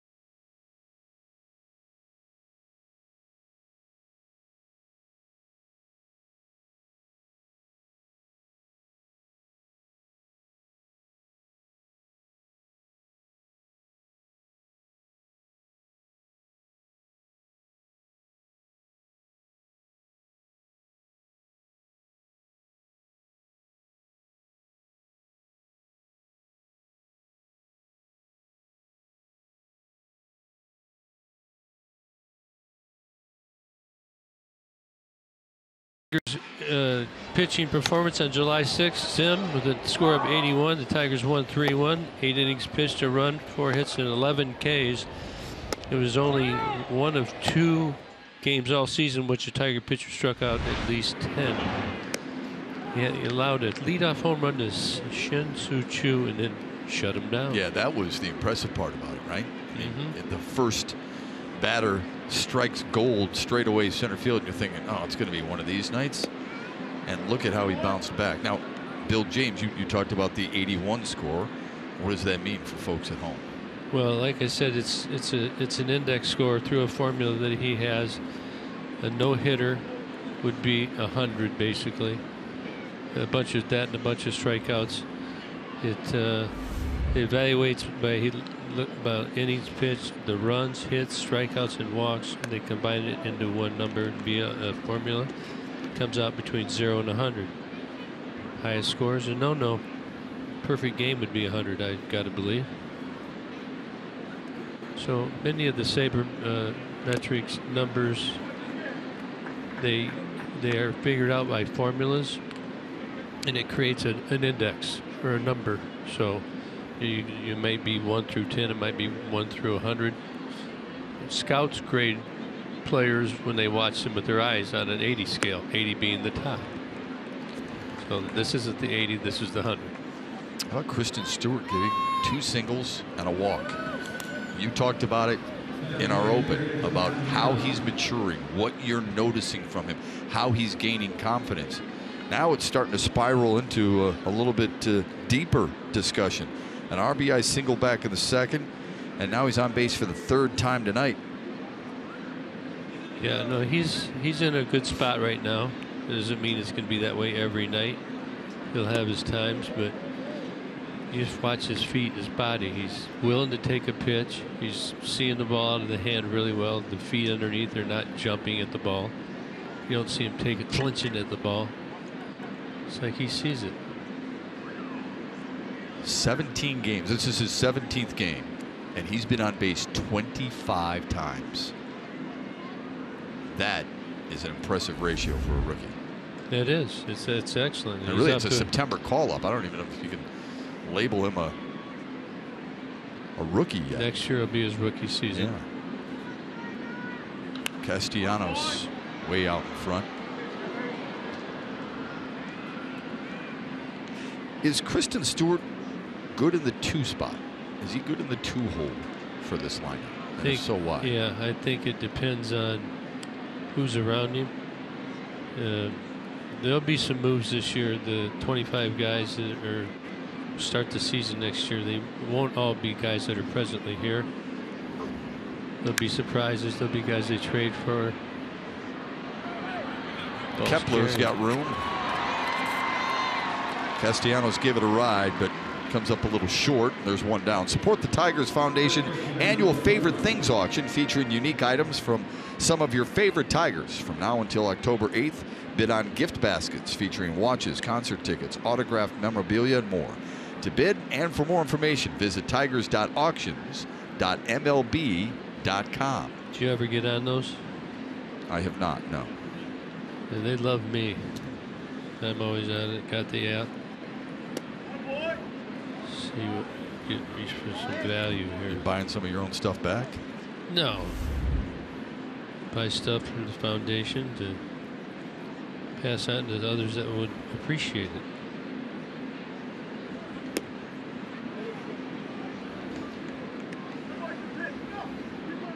Well, you've given plenty of stuff to foundations.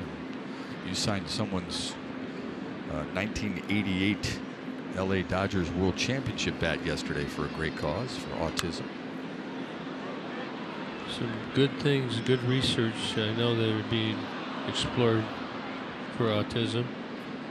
I do have a special person close to me that has a special needs person, so there's many of you do. So, you know, you do what you can do. You got to contribute if you can. But it's all good when you get together. And I always talk to people about collaborating. 2-2 to Nico Goodrum.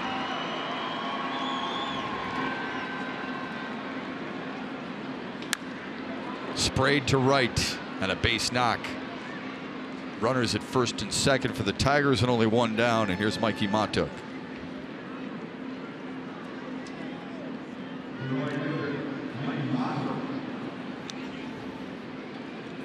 Good time for Mikey to get a hold of one, get the Tigers back in it.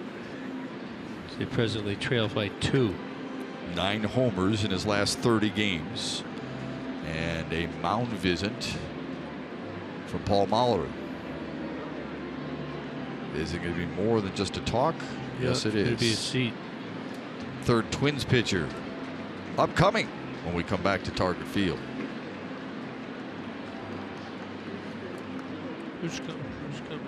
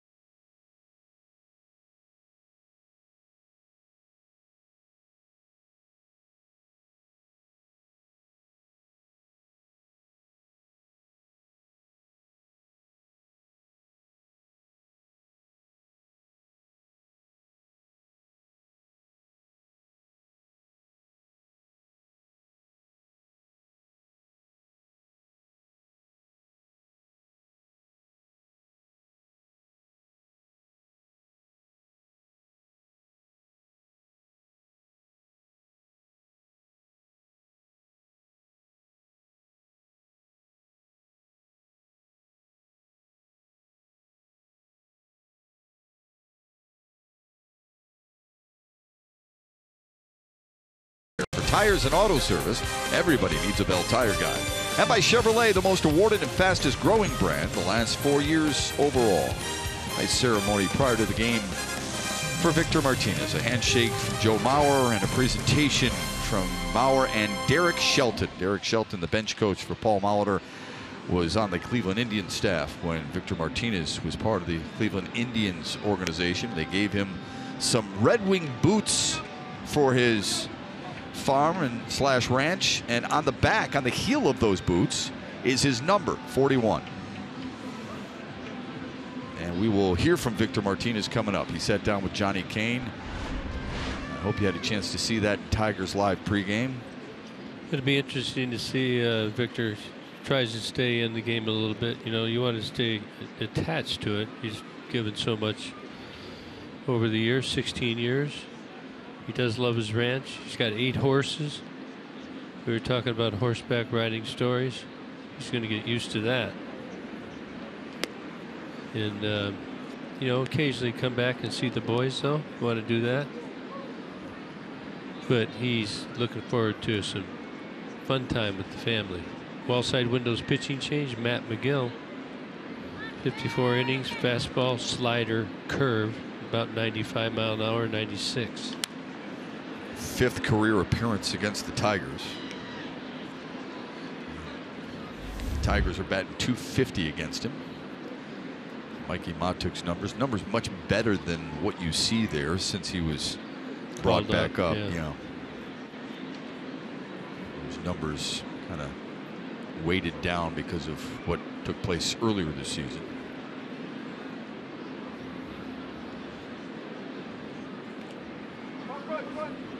Two and one.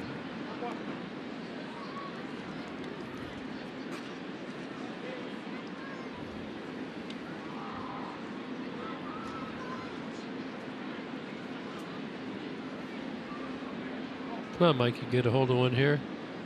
Let's take the lead.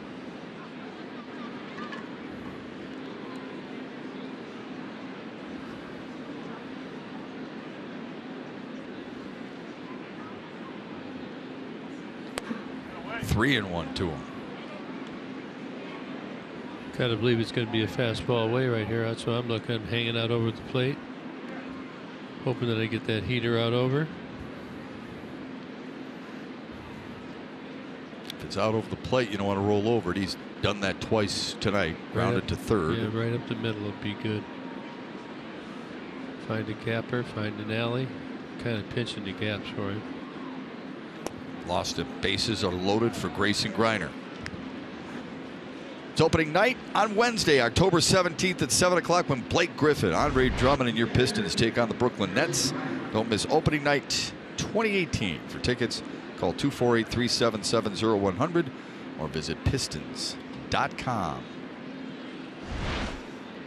Griner's been on fire. 381. Runners in scoring position. Another opportunity. Walked and scored back in the second. Grounded to second in the third. McGill appears to throw everything on the outside part of the plate to righties. See the defensive positioning. Stewie, Goodrum, and Matuk. Matuk on first base. Bases So loaded. good speed if you find a gap. They got some good runners out there. Tigers so much better going first to third this year than they were a year ago. A lot of that has to do with the speed, but just better base running. Griner didn't mean to go. Instead, it's 1-2. This is when you love put the in bases play. loaded, don't you? I mean, you love that situation. Yeah, it took me a while to get it granted, but yeah, who wouldn't? There's all kind of damage you can do right there.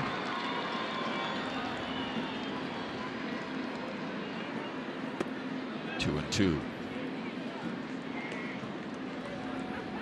You can just see they throw a lot of breaking balls, a lot of sliders, a lot of off-speed pitches when you get guys in scoring position, because you may not understand this, but you have energy in your body when you get in these situations. You have to learn how to deal with it and slow it down. Got him looking. That'll leave it up to Jacoby Jones. Now look at here. I mean, he throws different breakables. He's throwing everything on the outside part of the plate, the initial, and then he drops the last one. He starts inside. He thinks it's going to be inside, and he just bow locks. It's right down the middle. It's a pretty good sequence by the Twins right there. Good execution.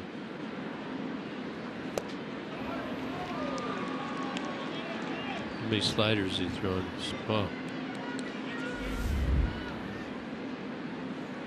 You say slow down, you gotta, it's hard to try and not do too much in a situation like this, I would guess. I mean, you want to come through for your club. Jones in an 0-2 hole now. Slow down meaning you can't slow your lower half down. It just, your steps quick. You step down, you're out front. You just feel it. You feel the pressure. Many times guys saying, I got to do this, I got to do that. It's like what Mauer told you yesterday in their clubhouse. I have a two-strike approach almost every time I go up there. Sometimes against really hard-throwing pitchers, Mauer told us, I have a two-strike approach as I walk into the batter's box. Yeah. Well, he's a different animal. Some people look for pitches and some don't. If I was a righty, I'd sure be looking for something as a breaking ball. Back-to-back huge Ks for Matt McGill to squirm out of a tough spot.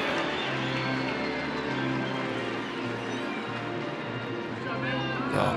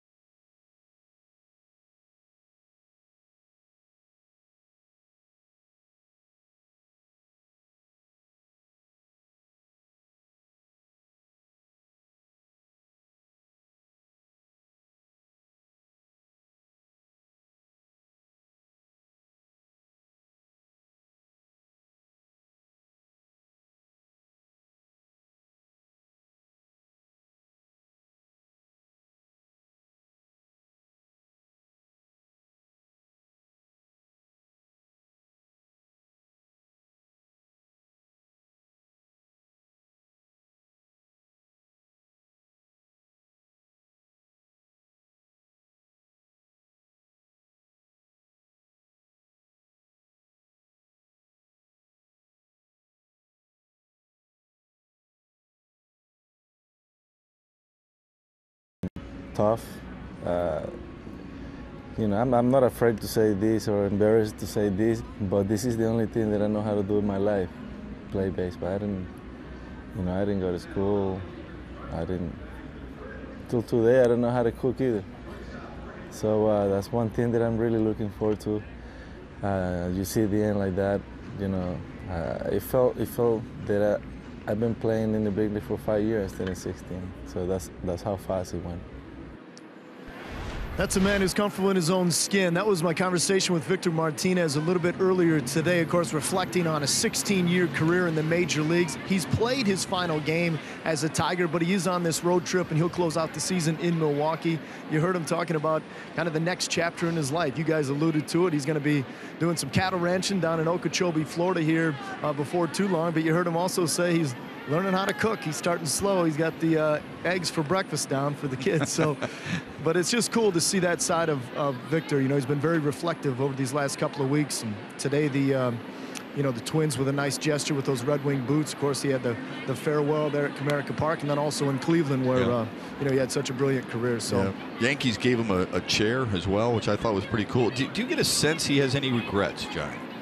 I didn't get that sense. I asked him how you hope that you're remembered, and he said, you know, I'm a guy that wasn't blessed with all that talent. He said every step of the way I felt like I had to work. I knew when I first came up to the big leagues, one of the knocks against me was some deficiencies on the defensive end. He said I knew I needed to become a better defender, so he did that.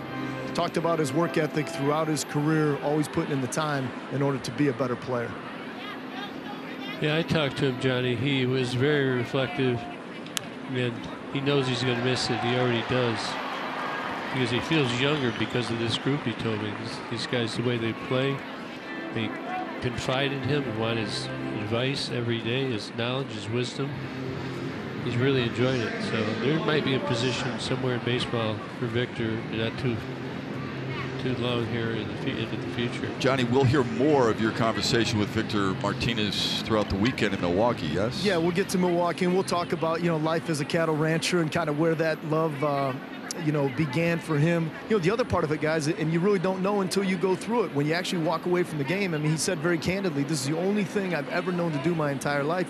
You get a couple of weeks into the offseason, he's a guy who never took extended vacations. He might take 3 or 4 weeks off, and then you start ramping your body back up, and then you wait for spring training again. So this is going to be extended time. He'll be busy on the cattle ranch for sure, but you never know how much you truly miss the game until you're actually away from it. So I bet you he really will miss it in spring training, just because he's been conditioned to do that for as long as he's been. Yeah, spring training, you don't miss me.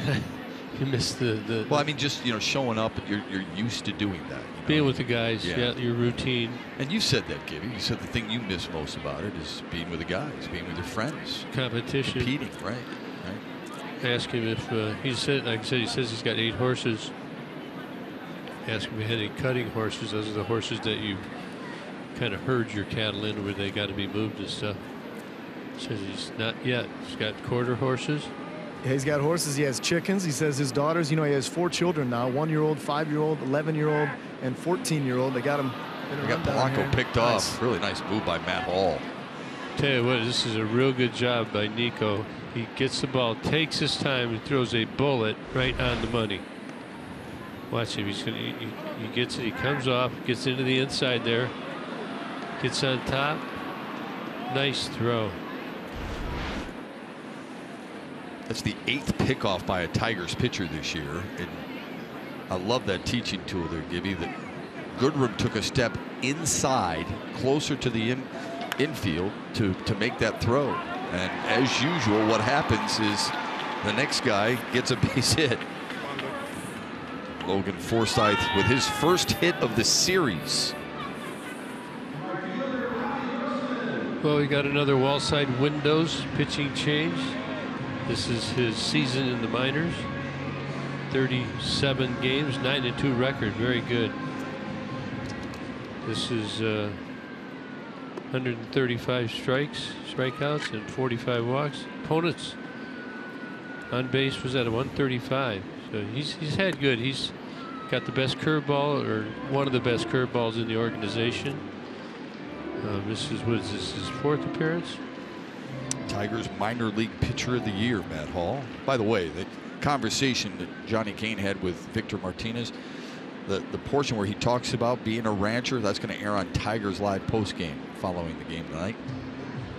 So hope you can stick around and watch that. And then again, throughout the series against Milwaukee, Tigers and Brewers tomorrow night here on Fox Sports Detroit, on Big Fox on Saturday, and then on Sunday we close out the season here on your home for Tigers baseball. The finale.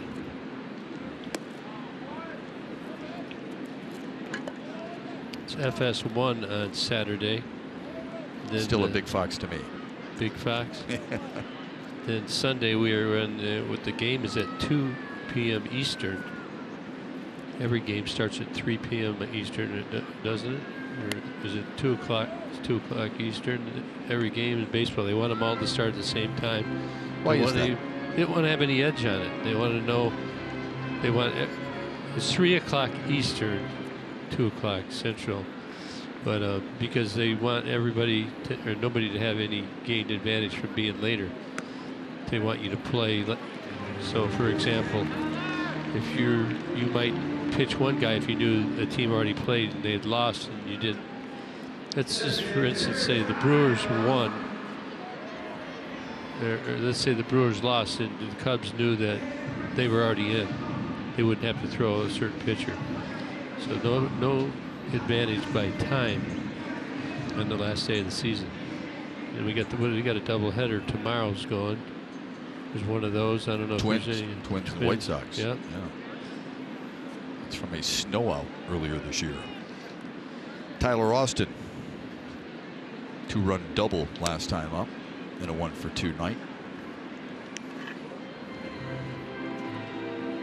It's a kid the Twins feel like they can help build around to a certain extent. Batting over 410 games against the Tigers coming into the game tonight. Twins coming at us again.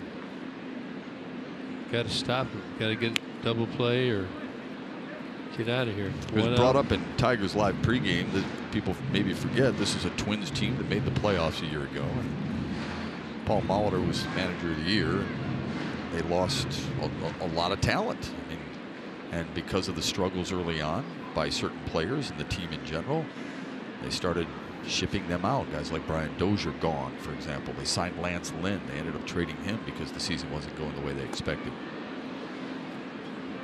But they really thought they had something. And Byron Buxton in center can't seem to get on base. And a guy who wasn't even a September call-up, as Craig Monroe mentioned, Miguel Sano, completely irrelevant for the Twins this year.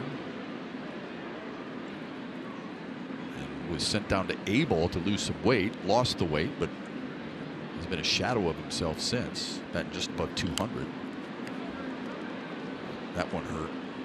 Well, don't assume that every player that's having a good year is going to have one next year. Or have a better year, right. Yeah, I mean, it doesn't always happen. Players can go either way. There's so many factors that you've got to take into consideration.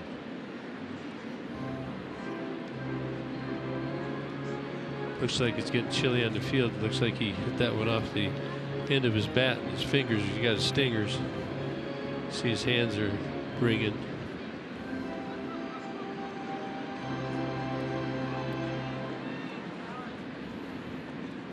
That does sting. It's going to be down into the low 50s, 40s tomorrow. So if you hit one off the end, it's going to tingle. More than tingle. Look out. Launched to left center and up against the wall. 2 runs are going to score. Tyler Austin cruises in with a 2-run double. Second double of the game.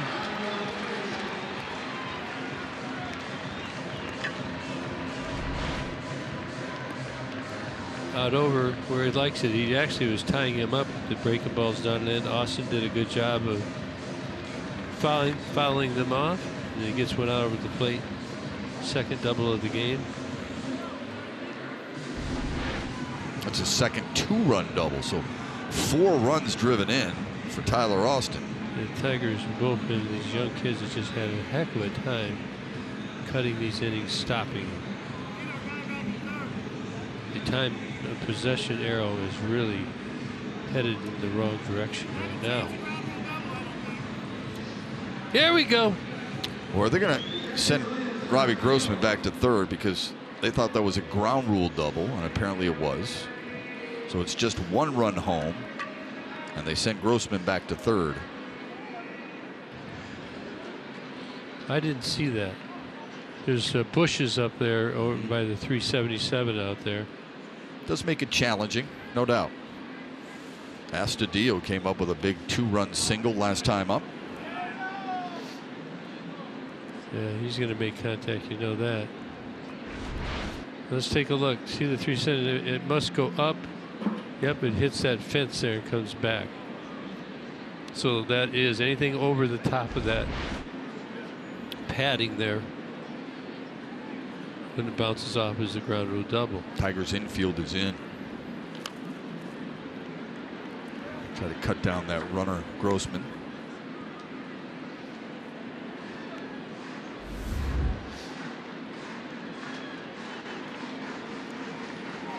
Five of the Twins' 6 runs were scored in the 3rd. They're threatening for more here in the 5th.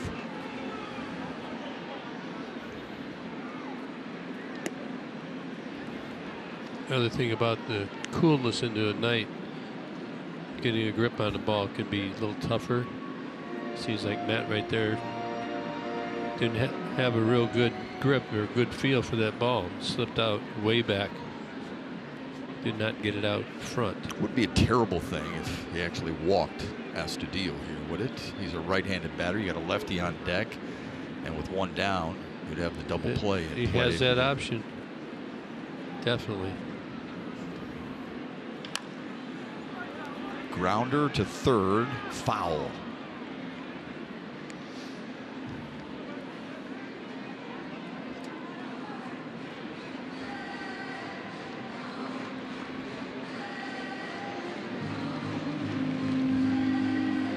Looks like a lot of breaking stuff to Astudillo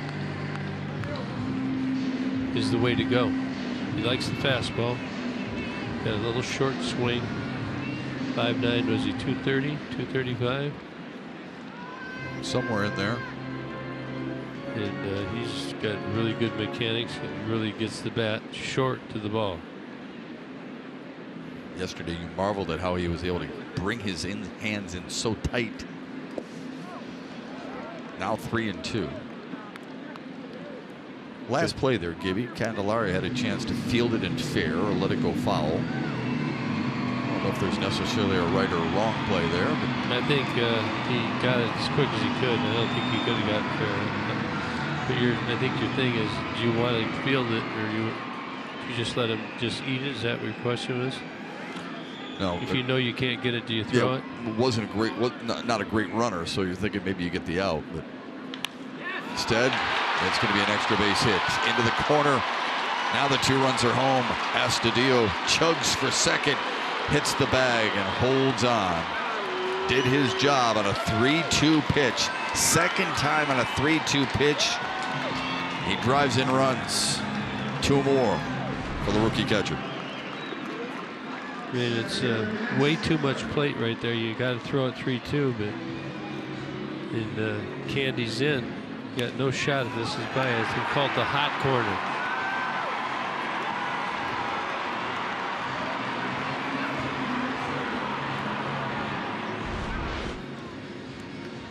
Big innings, crooked numbers.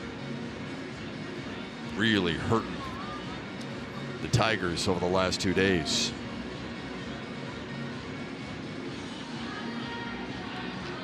MLB At Bat is your #1 Detroit Tigers app. Customize your experience to catch every moment. Get Detroit Tigers home screen icons and features such as live radio broadcasts, the MLB.TV game of the day, pitch tracking, in-game highlights, stats, news, and more. Download MLB At Bat today.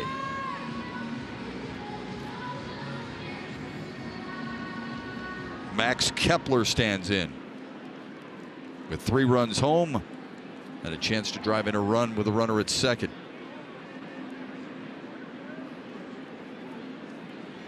Kepler struck out swinging to end the second. flew out to Jacoby Jones in center in the third. So how do you stop these type of innings, right? Yeah, how do you turn the water off? I mean, you got to make better pitches.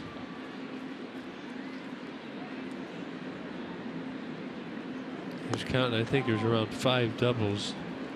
He scored 5 in the third and now 3 in the fifth so far. You are right, 5 doubles. Yep. Yep.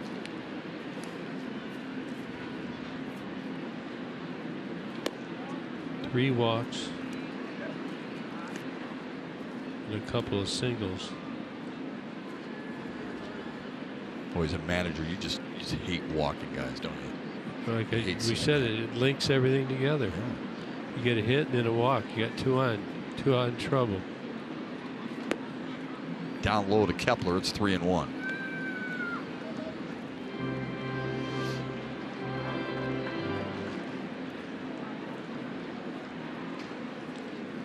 th pitch upcoming from Matt Hall.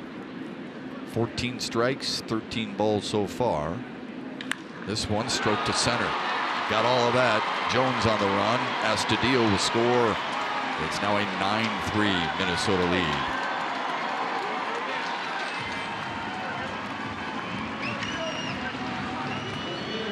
So I guess again this is, I believe, a 3-1 count. This ball is right down the heart. You're looking for this. It's out over the plate. You know, throw that strike before you get behind in the count.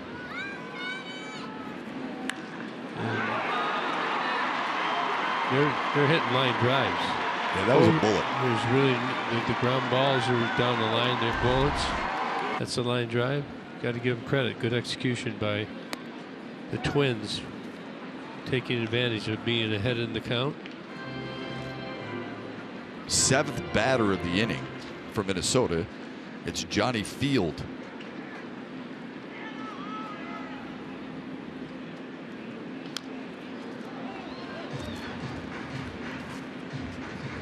Okay, tell me where you should be throwing this guy. Outside. Remember, he's got the outer half of the plate anyway. Yeah, he's got the little step in the bucket thing with his front foot. Gibby, every Twins player except for Field has either a hit or been on base tonight.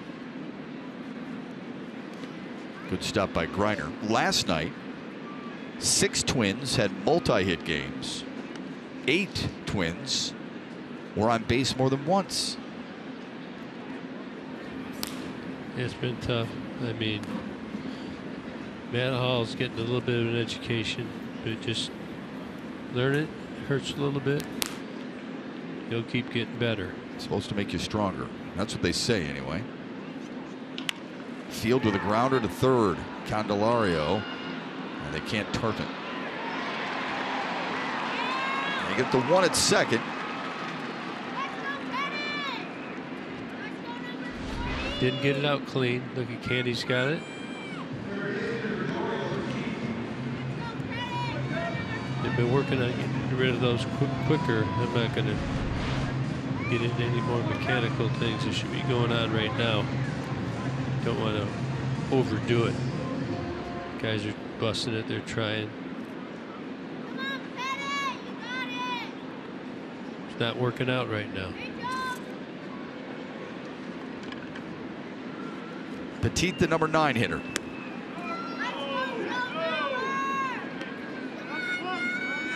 So when the Tigers get to where they're going to be, we'll all agree that that play there should be a double play, right?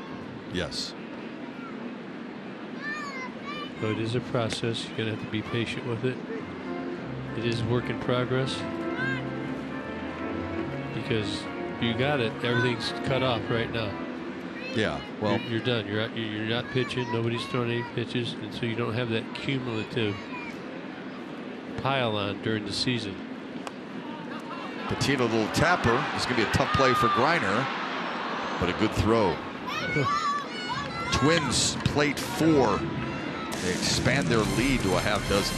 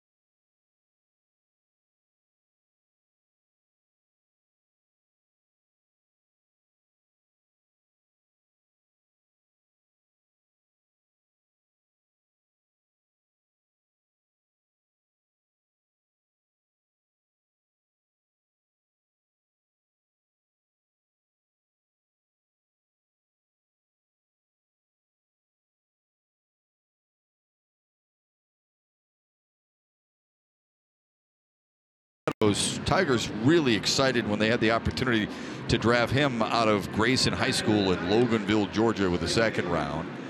Originally, a guy who people view as a really athletic outfielder, plus raw power. Some say the spitting image of Indians center fielder Bradley Zimmer, who's hurt right now. MLB.com projects him to have a 20-homer, 20 stolen base season. I know that's difficult, but he turned down playing at Clemson to sign with the Tigers. The guy who wants to be here. Comes from an athletic family. His father played baseball and football at Morehead State. His mother played softball for Georgia Southern and Georgia State. And his brother, of course, is Austin Meadows, outfielder for the Tampa Rays. 9-3. Tigers need to. They've had, what, 3 innings in a row where they've went down. They've had opportunities but have not been able to capitalize.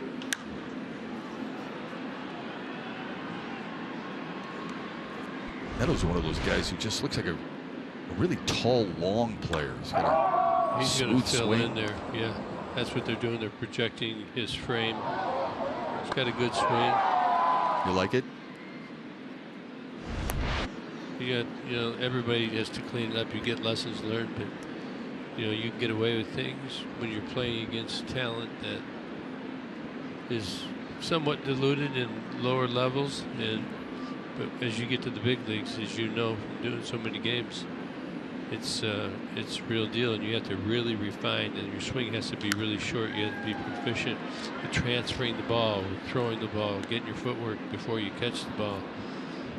I mean, they've got more to learn than they can believe. Well, in fairness to Parker Meadows, 22 games in that lowest league, batted .284, had 4 homers, and was promoted to a short season Connecticut for the final 6 games, 6 for 19. That's good. Yeah. It's what about the comparison to Bradley Zimmer? That's I hesitate even talking about that a little bit, Gibby, because you know what it's like. We've talked about how people compared you to Mickey Mantle, but I mean that could be a difficult comparison, especially because people need to remember Bradley Zimmer was drafted, but he went to college. He went and played, I believe, at the University of San Francisco, and then after 3 years of college ball, it took him another 3 years to get to the Cleveland lineup. Yeah, I think that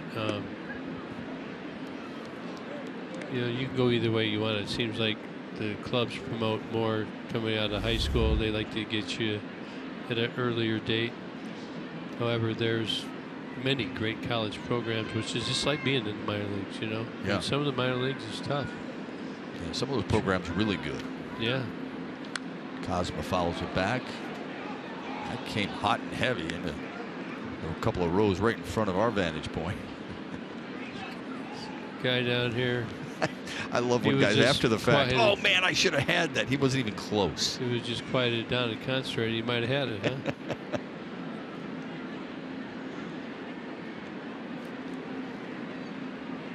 Cosma 0 for 2 tonight. Trying to put a long inning together here, boys. Had it working last inning, bases loaded. It's a tough night to be broadcasting outside, huh? For our friend Dan Gladden. Yeah. You chilly down there? Cosma drills one to center. Kepler drifting over. 1 down here in the 6th. We're going back to college with Nissan. My partner was a star football player, an All-American football player at MSU, 75 through 78. We got a connection here. On the chip, and those 2 teams are going to clash in East Lansing on Saturday on FS1. So straight up, who's going to win? I say State. You say State. You say State. You're not going to go with your alma mater. No, I want Central to win, but I don't think they will win. What's the wager here? It's a 29-point. Well, here comes a little birdie. Michigan State's favored by 29. That's a lot. That's a ton, isn't it? It's And a remember lot. this. I Now, like where Shep's sitting right now. hey, listen. Well, you're a MAC brother, okay? Yeah. Ohio you're a University. Bobcat. Yep. I'll take the points, Gibby. You want to give me the points? We'll Give him do the points, wager. Gibby. We'll do Live a little. We'll do a I lunch. don't like the points now. We'll see what they are tomorrow. Well, We got a day. okay, all right. I mean, work the points. enough. Who says you get first pick? Well, I didn't make the first pick. You picked State. Just let me. That was first pick. I said I'll pick them straight up. Well, So live a little. this is 2 nights. Last night, Mr. Nice Guy, Johnny Kane, came in here with a big piece of cake that I couldn't carry in a front end loader. Johnny, you know what he thought it was? What? Well, you know, because you had your back to us. He Yeah. thought it was a pie, and you Oh, were and I going was to throw the gonna pie in his face. told- Yeah, I I- wouldn't have made it out of that booth. No, you wouldn't. I told Shep that I was going to pie you. Yeah. And then tonight you come in just like the little birdie. You're like a little parrot there. I'm just planting some seeds for thoughtful feed. dialogue. Yeah, I got you. You know. Just appreciate You know, it. Johnny, Central Michigan has beaten MSU 3 times. They There beat you them go. back-to-back in 91 and 92. So you shouldn't need points. Is that what you're saying? Well, this is a different team. And it's for what charity? There you Your go. charity. For sure. That's what would it go to, your charity. Okay, well, we'll work a deal on the plane tonight over a hot coffee. And Sounds good. We'll come with it tomorrow. All right. Johnny wants some of the action, I think. I'll take a little cut of that. Text me. Okay, we got you. Powered to right. Blow. Grossman drifting back at the warning track, and there's 2 down. Fans, we hope you'll be with us tomorrow night as we head into the last series of the 2018 MLB season. Your Tigers take on the playoff-bound Milwaukee Brewers. Join us at 7 for all your game coverage, beginning with Tigers Live right here on Fox Sports Detroit. Those Brewers into the postseason for the first time since 2011. Christian Yelich, by the way, had 5 walks yesterday. Hugh, how about him? He's pretty good, isn't he? Been doing it a long time. They love him. He was doing way back in the 70s when he came up in the game that he was there in Milwaukee. He's going to drop in. Fisted into left field, and another base hit for Kristen Stewart. A 3-hit performance for Kristen Stewart. That begs the question, who's got him from Ram Pick the Stick? Is it Johnny? No, it's John Keating. That's his second 3-hit game already as a pro. Big points from Kristen Stewart. Nick Castellanos trying to get on track with this at-bat. Sacrifice fly in the first. Nick needs to clean him off.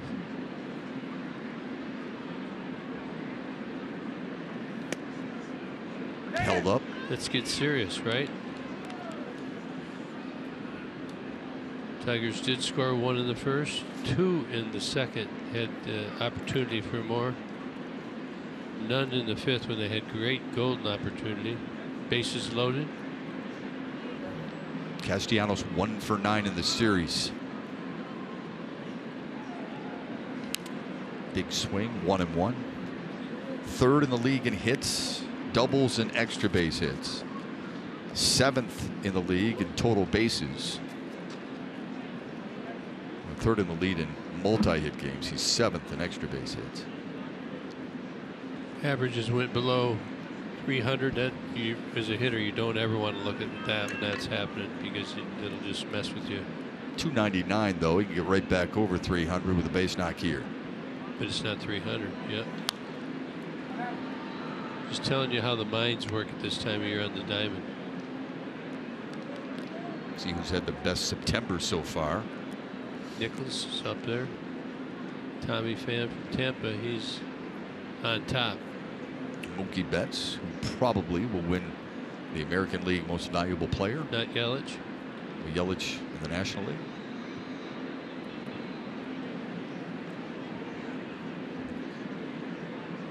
That's true. I think of the Brewers as an American League team too.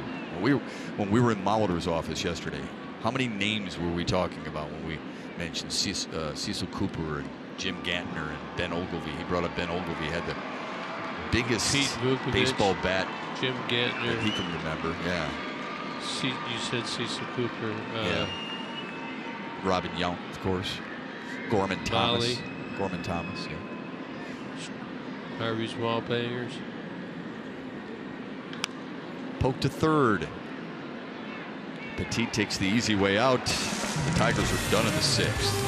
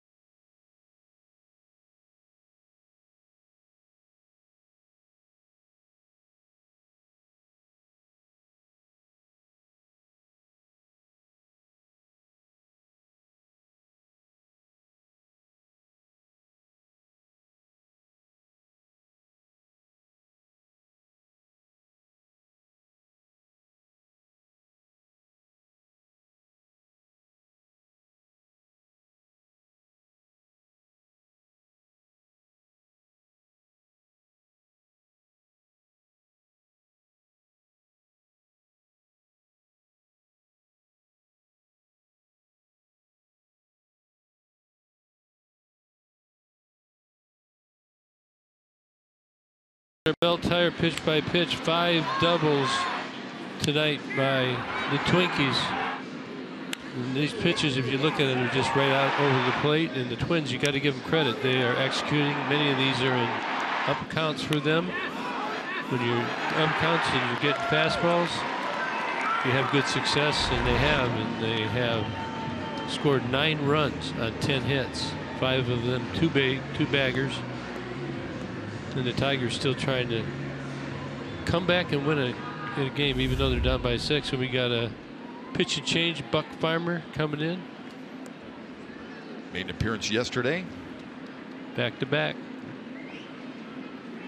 Had a conversation with Buck, I'm going to say 2 years ago. Okay. I was just walking by.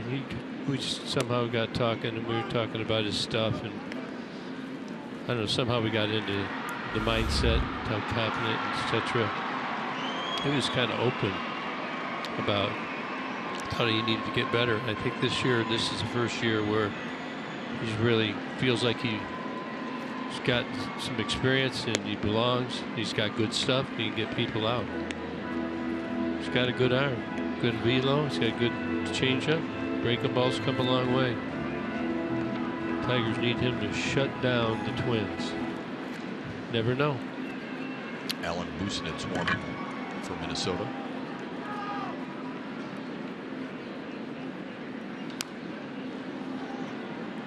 I think in the beginning of his career, Buck Farmer was still struggling with being a starter or a bullpen guy. Which is it? Which would he feel more comfortable with? Because he had been primarily a starter in the minors. Yeah, well, most guys come up as a starter because they develop their pitches more when they start, and they get an opportunity to throw more pitches every time they're out. But I mean, it appears he's headed for the bullpen to me.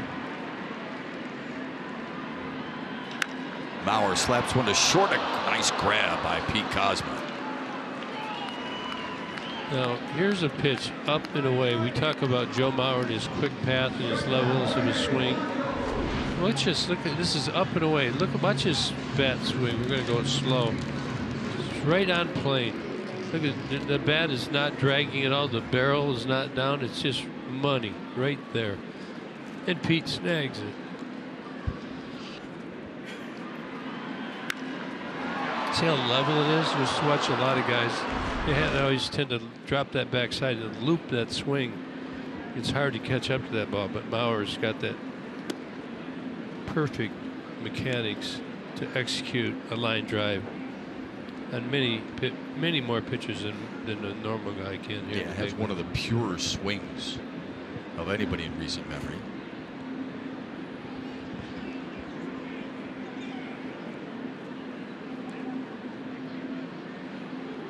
Jorge Polanco drills it to right. Mikey Matuk, long way to run, and takes a bad bounce on him. Polanco will cruise into second. Tigers hold him to a 1-out double.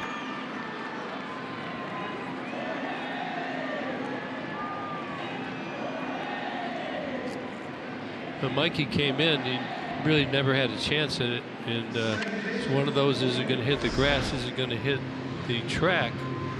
Hits the track and bounces over his head. I mean, how do you... Recovered nicely, though. Yeah, I mean, it's a double. You just got to take your time, get the ball, chuck it in.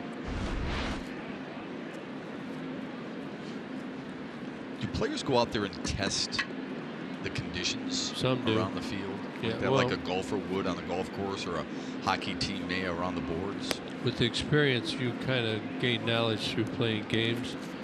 And fields play differently throughout different times of the year. Right now, this field's had a lot of games played on it, so it's going to be really true underneath. The players know what fields are the truest, where you're not going to get bad hops off the grass. The dirt's consistent. They know the lips, and the cutouts are different. So these things right here are not all uniform on all the fields. Certainly not around the plate. That's not the same. So you kind of learn that, and then you really understand what you got to do. Track out in the outfield's another aspect of the game. Logan Forsythe has scored a couple of runs. Comerica Park has that path from the catcher's position to the pitching mound. Yeah, they have a path from the on-deck circle as well. Then you got the on-deck circle. The mounds are all different. I mean, it's 15 inches from the mound, I believe, to home plate. So the mound's higher.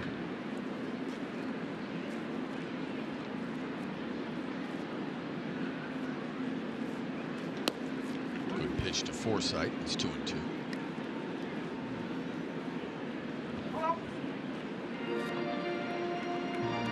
Forsythe hitting .311 with runners in scoring position. And that's where Jorge Polanco is right now at second base.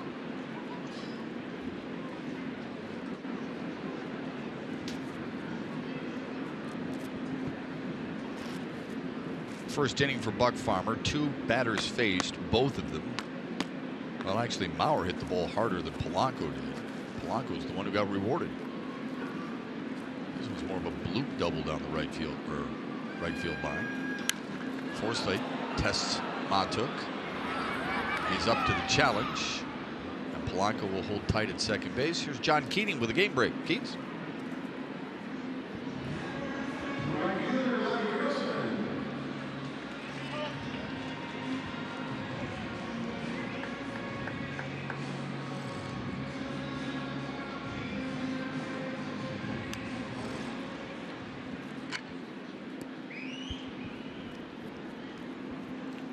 Yes, we will. Looking forward to going to Miller Park there. And I'll tell you this too, Keats. Ron Gardenhire is kind of excited because Brewers are going to be playing for something. Yeah, they're looking forward to it. Absolutely. Last three, they got a chance to spoil, and they have to. I mean, obviously, Milwaukee's going to be playing at a high level, right? No question. And this is the level that you're going to have to play at least next year if you don't want to be going home again. So I'd be excited if I was playing. I know that. And the pressure is going to be on the Brewers. There is going to be pressure on them. You think teams feel pressure? I know they do. Not all of them, but some. We saw those standing moments ago. The Dodgers with second wild card right now because Colorado's won 7 in a row, as Keats told you earlier in the broadcast. And LA is trying to find themselves a little bit in the latter stages. It wasn't long ago they were up 2.5 on Colorado. Grossman's had himself a night. Been on base all 3 times, scored twice. Well, the last week, Sunday to Sunday, a lot can happen. Don't ever predetermine what you think's going to happen, because it won't.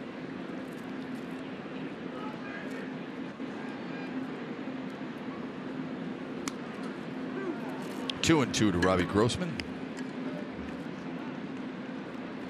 263 hitter here in this ballpark this year.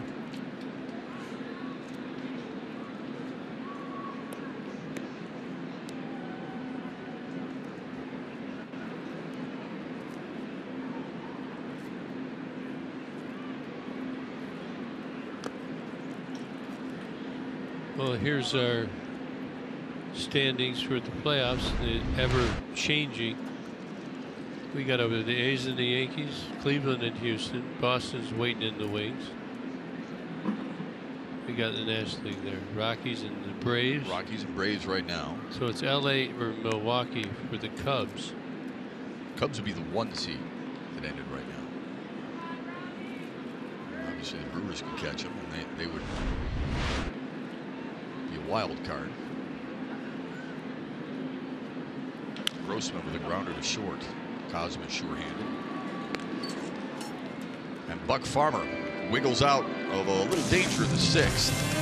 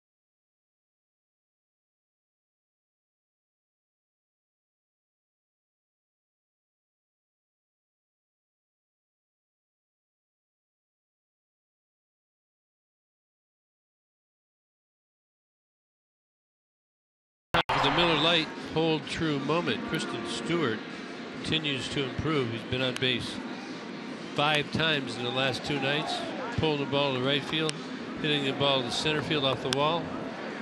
He's really calm and patient right now. He's really feeling it for the first time since being in the big leagues, and really adding a good source for the Tigers to score some runs.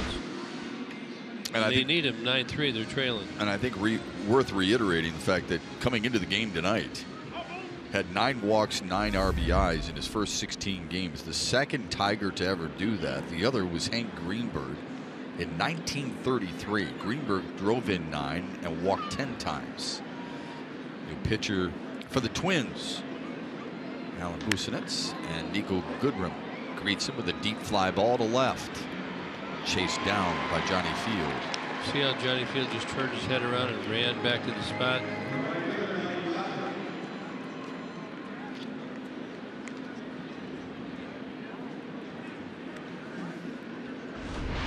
He turned around and just got right back there really quick. Most people play deeper so they can come in. It's easier to see the ball. They feel more comfortable. Look, he just turns his back, turns around. There are some footwork involved there. Everybody's saying probably, oh, that's a routine. Well, it is, but routine because of good technique. As a manager, did you ever use opposing players as an example for your team? Absolutely, yep. Absolutely. Players like to watch players. More credibility. Drew Verhagen warming up.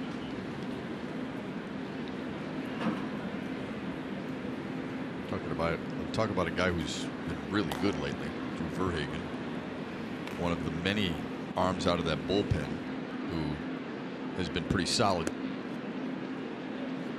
Looks like he's trending in the right direction.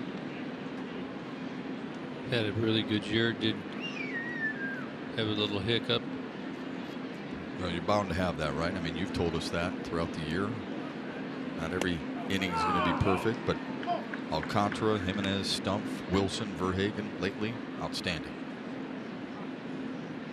Can't argue with their numbers. You got to get to where you're throwing the ball good, but then it can't hurt either, you know. Blaine Hardy had a successful string. Remember when he was pitching? Yeah. Starting. Then his elbow started getting sore because I think it was like a cutter that he was throwing, and it just hurt his elbow. So he's got to take it easy on that pitch. Trust me, that hurts. Does not feel good.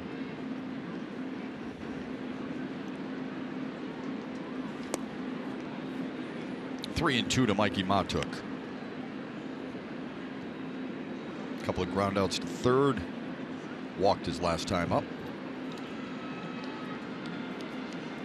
Still looking for his first hit of the series. Won't get it at this at bat. Tiger fans, place your deposit for 2019 Detroit Tigers season tickets today. Act now to receive priority seat selection. For more information or to place your deposit, visit tigers.com/seasons or call or text 313-471-2255. That's 313-471-2255. Grayson Greiner struck out with the bases loaded last time up.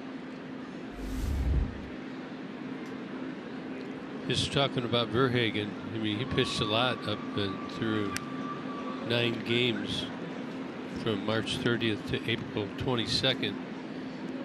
Then it looks like he's pitched 5 games in the month of June, and now he's back since July 9th. He's on a roll. But just really improved his curveball, his fastball. He's got good stuff. I mean, he's got a good frame for it. Tigers are certainly looking for that as he gets ready to come in and shut down the Twins. 9 runs on 11 hits for Minnesota. 3 runs, 6 hits for the Tigers so far.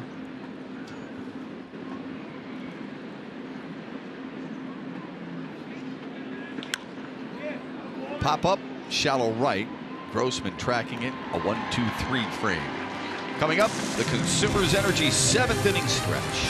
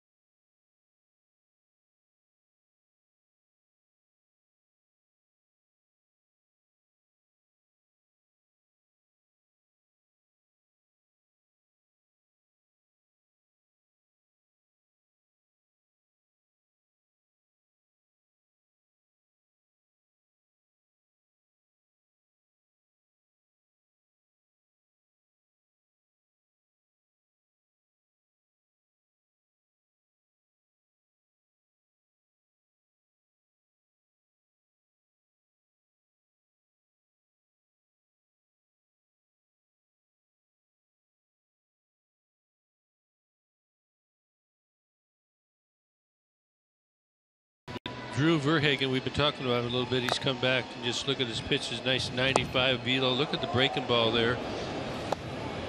The 12 to 6 there. And then this one here, he gets around the side a little bit and it has a little bit of action. Drew has been very, very good lately, and he's coming from a 6'6" frame, 230 pounds. And he's been throwing the ball very good. Stellar September, the bullpen standouts this month. See Drew Verhagen in there with Alex Wilson, stump. Joe Jimenez, who had a little hiccup the other night, and Victor Alcantara. So projecting into next season, they look like they got a good pool of guys that have got better experience. Started to understand maybe where the roles they may fill, where they fit, and it's a good start. It's our Xfinity high-speed pitchers. Just 5 earned runs in the month delivered by those men. Tyler Austin, Willens Astudillo, and Max Kepler due up to face Drew Verhagen.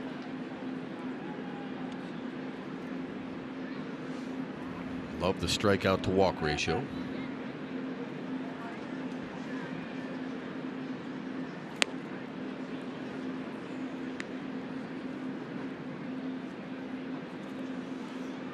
Lariano started for the Tigers, left because of lower back stiffness.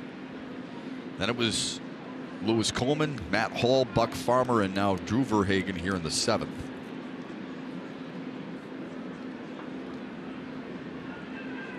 You know, you pull for these guys. They work so hard. They work their way back. I mean, Verhagen's ERA had to be around 9 or 10 early in the season. Well, he was released. Anybody could have claimed him. That's right. Nobody did claim him. He re-signed back. He was back here fairly quickly.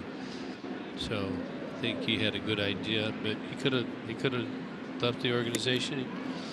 But you don't really want to do it. You have your friends here. You know your coaches. You know the system. You know your odds of making it. And then obviously he believed in himself because he stayed, and now he's back. I think that's an amazing turnaround. I really do. For a guy who's released and could have easily just said, I don't have it. I don't have what it takes, for him to be able to bounce back and strikes out Austin here to begin the 7th is, to me, a fascinating turn of events for a young player. On June 10th, his ERA peaked at 9.77. He didn't have this breaking ball you're watching right now. So he's down to in the 6s now. But you know, he's had that one real stinker, 3 2/3 innings, 7 earned runs. That outing, that was on the June 4th. Since then, he's been really pretty good. Astudillo, who's had back-to-back 2-run hits. Double last time up, single in the 3rd. So 4 runs driven in for the young catcher. A multi-hit game, a little chin music there. The multi-hit games for him, really impressive. This is his 26th game as a member of the Minnesota Twins. 9 times he's had more than 1 hit in a game. That ball almost hit him. Yeah. You know, when you're a guy and you get that, you don't like it. He got that last night, too. Well, he's a pretty good hitter. You got to expect people. It's kind of a sign of respect, the way I look at it. Never would want anybody to get hit near the face, anywhere near it. You wouldn't want to see him get hurt in any way, shape, or fashion, but you do want to control that outside part of the plate. That's how that works. Saw that loaded Twin scorecard. Give you a lot of guys contributing for Minnesota over the last couple of days. They put great runs together. They put some really good innings together where we couldn't stop. Yeah, remember you constantly remind us about those 4 at-bats an inning. They had it in the 3rd, they had it in the 5th, and that's where they did all their damage. 5 runs in the 3rd, 4 more in the 5th. Tigers have left 9 men on base. Shut out since the 2nd.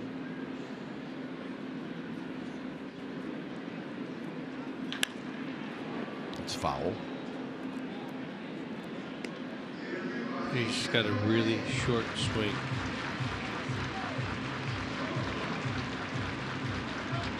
Take a look right here. Look how he brings his hands in. We watched this last night.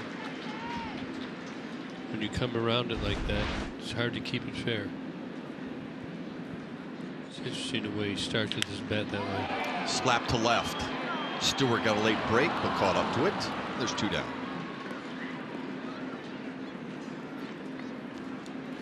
Well, Stewie, it looked like maybe he misplayed this a little bit, but he had the proper steps, so it was easy for him to recover.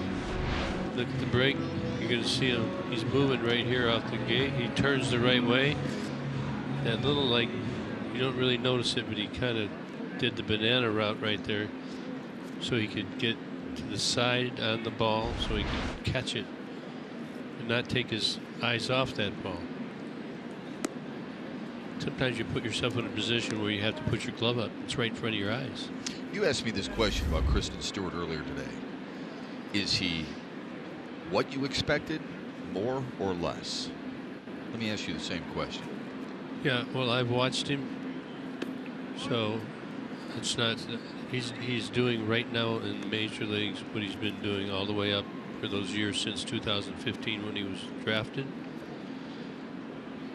Along the way, he discovers he's got more work to do, and he's very in tune with that. But overall, good performance, good adjustments.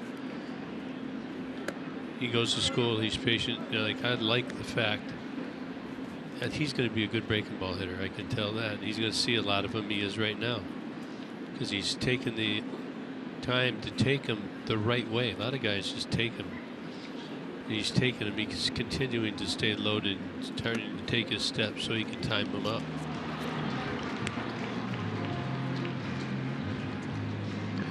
Well, let's take a look earlier. Remember that catch he made? Got on his horse. We talk a lot about his defense right here. Look at he's going. We got the stat cast going. 44 feet he went and covered. Almost 24 feet per second. So Caesar's in the house, which measures everything. Every movement in this stadium is being measured by the Tigers system. It's data that's stored and retrieved, and it's retrieved upon, you know, I guess, request. And I may have misspoke. I said in this, we're not in Comerica, but I think they do share the data gathered no matter what park you're in. And they have TrackMan, which is a part of Caesar. So you can get the information. You can watch a guy, how far he goes, how long it takes him to react to the ball, and you can figure out that whether that's within average or not. There it is. All the movements. So they have the ability to analyze why the route you take, how long it took you. So if you see a pattern of them doing the same thing all the time, and you go out and correct it, and there are going to be times when you don't, when you're not going to do everything perfect, because there are elements. Maybe you're cheating, thought it was going to be an off-speed pitch, and you got to go the other way. Well, it's good stuff. I think it's October 8th. The front office and all of his staff and the coaches, Gardy, will be going down to Lakeland, and they'll start talking about all these topics. Many of the ones that we talk about, but many more, much deeper. They'll have more data prepared or the ability to retrieve it, and they'll have discussions. How do we use it to make ourselves better? Certainly that's the goal.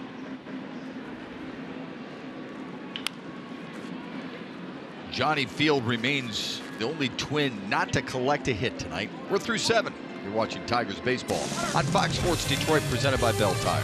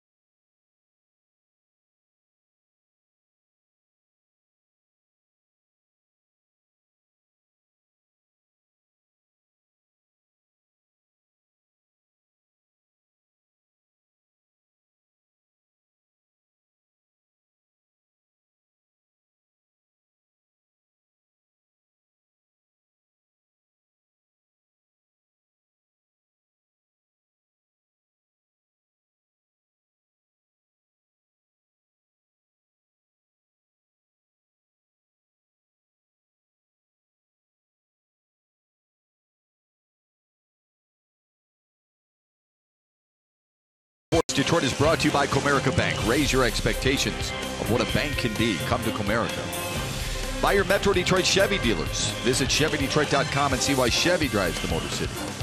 And by Wallside Windows, we can do that. We are the factory. On this Thursday night, we're looking at some of the best pitching performances of the year by the Tigers as we wind our way toward the end of the regular baseball season. Matthew Boyd, Kirk Gibson, earlier this season was dynamic. Scored an 80 by Bill James' system.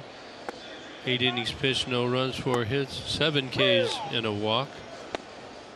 The Reds lineup that day, the first 5 batters were all hitting 280 or better, and we caught them when they were really hot. Yeah. But he hung on, had a good performance. He had his fastball and slider that day. Those two got him all 24 outs, 15 with the fastball, 9 with the slider. He was the starter last night. He will not be pitching any longer. This year. This year, right.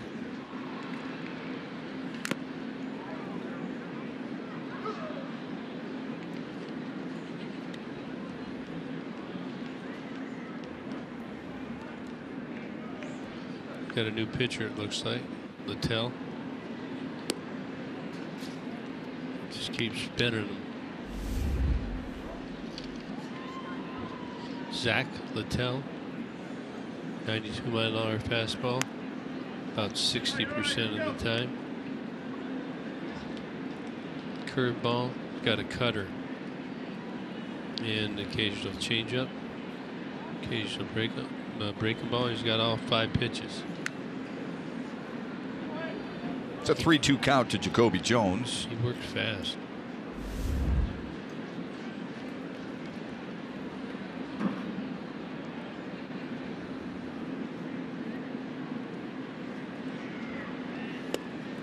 And a leadoff walk here in the 8th. Second time Jacoby Jones has taken the free pass. Ram picked the stick update. John Keating's had a heck of a night. Johnny Cain's trying to catch me. Still got some time with Nicholas Castellanos. Gibby, you and Johnny right now with goose eggs. Took a 0 on the last at bat by Stewie.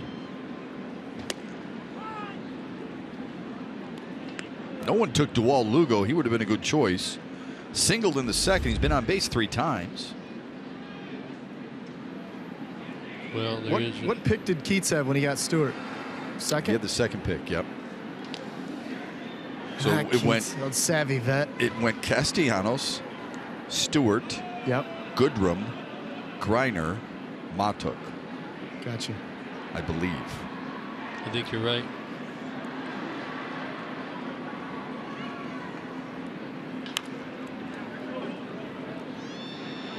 Petite, the only play he had.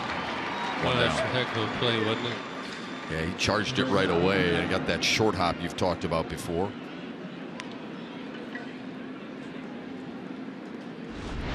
Got around it. Look at, he gets around it, sets it up.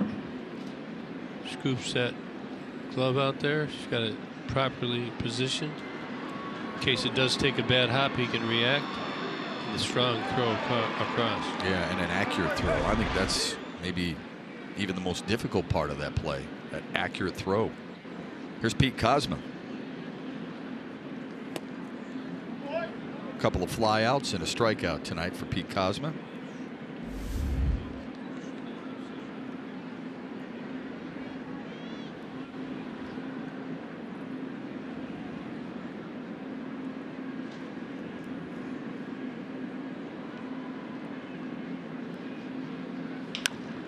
A tapper to short.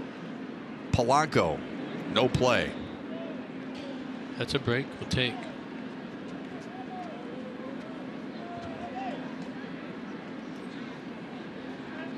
Smart to just eat it, even though they have the big lead. You try and throw that across the diamond, let a couple runs come in, and then the pressure adds up. Yeah, Minnesota likes Polanco. They think he's a good player. They think he's a guy that you can stick at shortstop for 150 games a year, and you'll feel pretty good about it. Well, but he did have that 80-game layoff, so is he a guy that you're 100% confident right now? And that's what I'd be asking myself. Because, you know, many guys are thinking about, do you want to keep him? Do you want to trade him? Yeah. Do you want to sign him? Do you want to sign him more than 1 year? Yeah. The 80-game suspension from PEDs. Because maybe he'd be easier to sign right now because of his summer. So maybe it's a strategic move in that fashion. It could go one way or the other. A lot of question marks for a lot of teams around Major League Baseball that aren't positioned the way they had hoped. Tigers will have some decisions in the middle of the infield. Candelario went.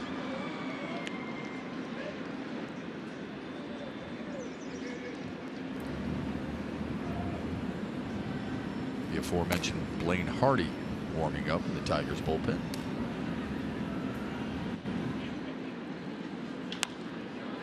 Candelario skies one to shallow left. Petit makes the play, and there's 2 down. Here's our Comerica Bank game summary. Tigers jumped out in front, but Francisco Liriano, who had thrown a couple of really strong innings, then was injured in the 3rd with back tightness. Kristen Stewart has had a fabulous night. The Twins offense has been too much for the Tigers to handle so far. They've had their big innings in the 3rd and 5th.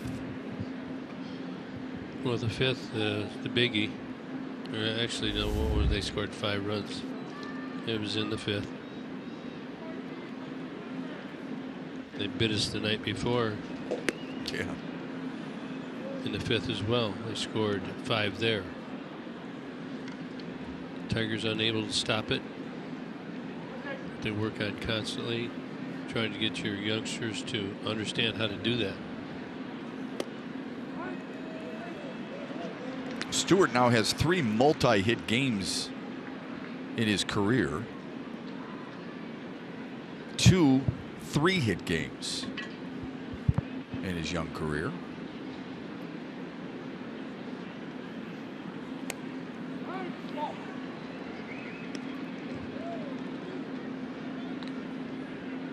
Talked about him in our open a little bit, and the adjustments that he's made, the impressions that he's leaving. You start turning heads from major leaguers, they start talking about you a little bit, like Jack Morris and Kirk Gibson, then you know you've done something right. Fouls that away.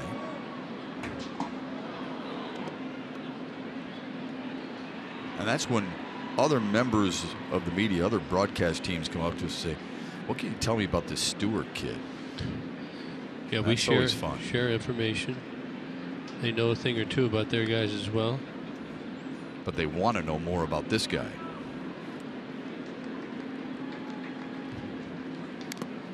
Stayed alive. You just wonder what the mindset is right now, down 9-3.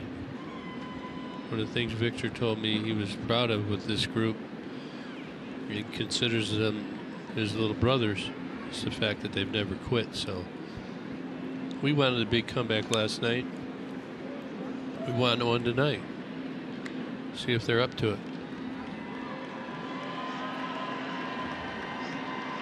Gardy, wonder what's in that mind. He's thinking about what he's going to do, things he doesn't like. How are you going to implement it?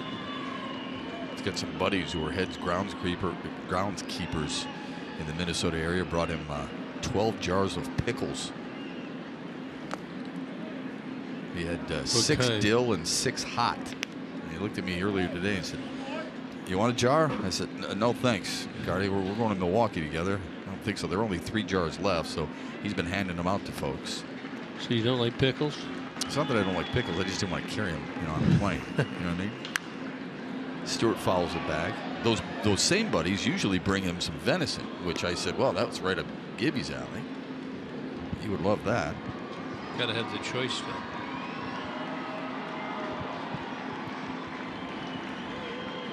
Smart of Gardy to know some head groundskeepers, huh? Yeah, Gardy, he's pretty good at working the gifts. It's another solid at bat from Kristen Stewart. He's going deep. I'd like to see his last 5 games.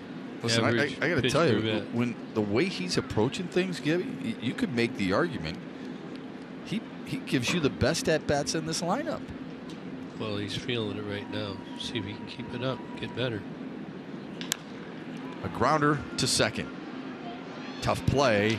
The Tigers leave 2 stranded. They're down 6 as we head to the bottom of the 8th.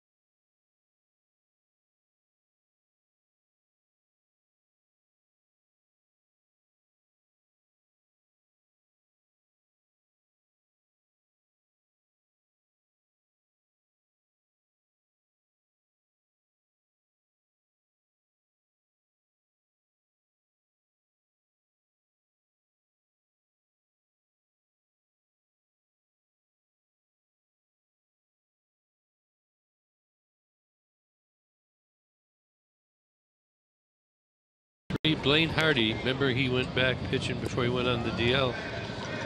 August 3rd versus Oakland, he lost 1-0, 7 innings, 1 hit, no runs, and 6 strikeouts. Might be the best one. Didn't allow a hit until Jed Lowry led off the 7th with a single. They raced him on a double play ball. He did it 106 pitches. He got hooked after 7. Changeup was really good that day, 28 for 32 for strikes. And hopefully Blaine can come back and get that form that he had after being on the disabled list. This season, 27 games, 84 innings. It's been part of our best pitching performances of the year that we've been highlighting throughout our broadcast tonight. Tomorrow, we'll look at the best offensive performances of the season for the Tigers. And then the big wins Detroit has had on Sunday when we conclude our broadcast of Tigers baseball for 2018. To do that to that Oakland lineup is pretty impressive, by the way, from Blaine Hardy, considering how good Oakland is offensively. Top 5 offense, at least now anyway. Petit drives it to center. Jones a couple of steps in. 1 quick out here in the 8th. But Oakland top 5 offense in a number of different categories. And Chris Davis has a career high 47 homers right now. Amazing. Yeah. Really like Matt Chapman, probably the best defensive third baseman in baseball, don't you? Yeah, well, he was hurt. We didn't get to watch him as much as I would have liked. Right. We saw him out there in Oakland, but he was rolling. He can consistently do what he did. Yep, he's going to be one of the best. Oakland has 5 players, Gibby, with 20 homers or more. That is a franchise record. I mean, considering that ballpark and in that division where you're seeing some of the high-end pitchers, especially from Houston, that's pretty impressive. Yeah, that's some pop. Yeah. They've also scored the most runs of any team in September. Trending perfectly for the playoffs. I don't think anybody wants to play them. I wouldn't. There's always something about their uniforms and white shoes. Made them look different. Charlie Finley used to bring that out in him, right? Maurer with a rare strikeout here in the 8th.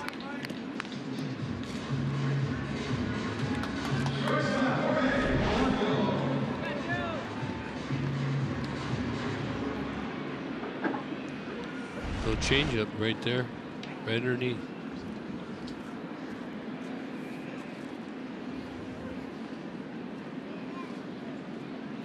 Here's Jorge Polanco. Hits in each of his last 2 at-bats. Good-looking player, isn't he? Yeah, he is. Hitting .329 the last 18 games. Not great from the right side. He's batting .215 from that right side. But proves us wrong in that swing. Here's the upcoming pitching matchup. It's presented by Wallside Windows as the Tigers visit Milwaukee to take on the Brewers. Jordan Zimmerman, Daniel Norris, Spencer Turnbull gets the last start of the year for Detroit. Zach Davies gets. Then Wade Miley. Wade Miley came out of nowhere this year. He's been on fire. Except for the first month of the season. And who's going to pitch on Sunday for Milwaukee? Well, do they need him or don't they need him? Right, that's the key. They need the win. They're presently, what are they, a game up or are they tied? They're a game back of Chicago. Yeah, but they're in on the on the wild card. Yeah. They're a +4 on the wild card. Yeah. Which the wild card, just to be clear, you have to play a 1-game playoff. Right. And that's exciting if you're squeaking in, but that's not what you want to do. You'd rather have a series. Yeah, and if for no other reason you got to play that 1-game playoff, you're going to usually throw your best pitcher, right? Because your season depends on it. Well, first thing is you got to win the first game. But I am excited to see Milwaukee. I mean, we get caught up. Here's the updated standings. We get caught up in watching the American League a lot, and looking forward to watching Christian Yelich and Aguilar and Lorenzo Cain. Of course, we saw him in Kansas City for so many years. So we were talking about who the sleepers were, right?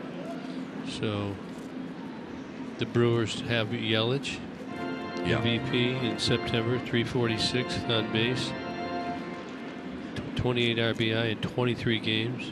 All right, he's got 33 homers. He's driven in 104. Defense is excellent by the Brewers, 115 defensive runs saved. Wow. Lorenzo Cain leads. He's battling with Jacoby for the most by an outfielder. They're good at the corner outfield spots and first base. Got Hader. He's been money. He had one hiccup the other day. No hiccup for Blaine Hardy. He cruises through the 8th. Let's go to the 9th.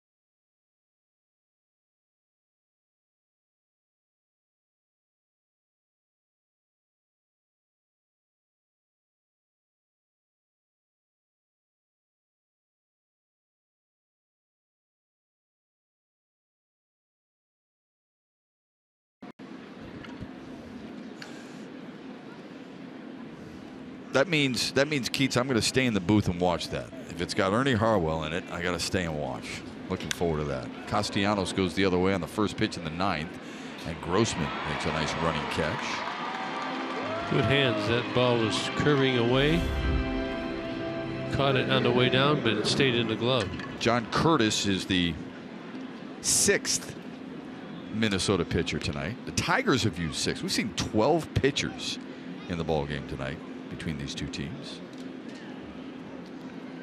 Getting them all in, trying to get some outs. Tiger had that just a couple of tough innings. Got 3 in Milwaukee. And Gardy's going to manage a little bit differently, he said. So see how so? Well, because Milwaukee's in it, so he wants to make sure he puts his best foot forward. Says he owes it to the game, to everybody else who's competed all year long. I like that, don't you? I do, yes. He thinks he doesn't just owe it to the game in Milwaukee. He owes it to the Cubs too. I mean, yeah, that's what I said. Everybody else who's competed all year, Cubs are in there. Yeah.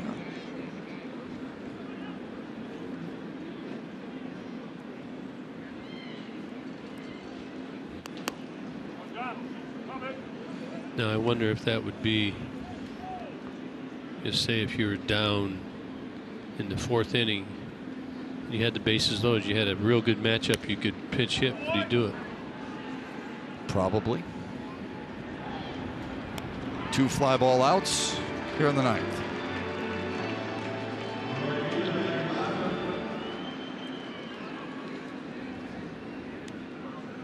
Mikey Matuk trying to give Gibby a point before all is said and done. That would be nice. Lay a nice butt down. 1 point. I've only gained 1 point on you, if it helps.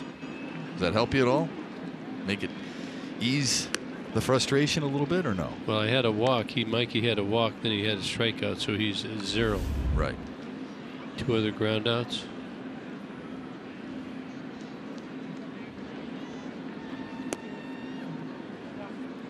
Two and 0. See if they aren't taking a strike. They probably should be conceding that.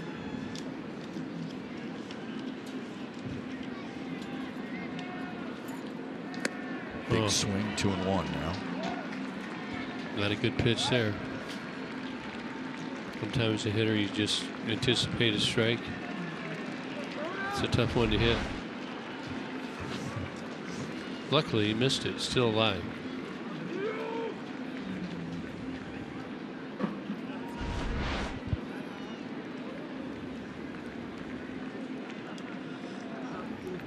That hurt. Bat got him on the backswing.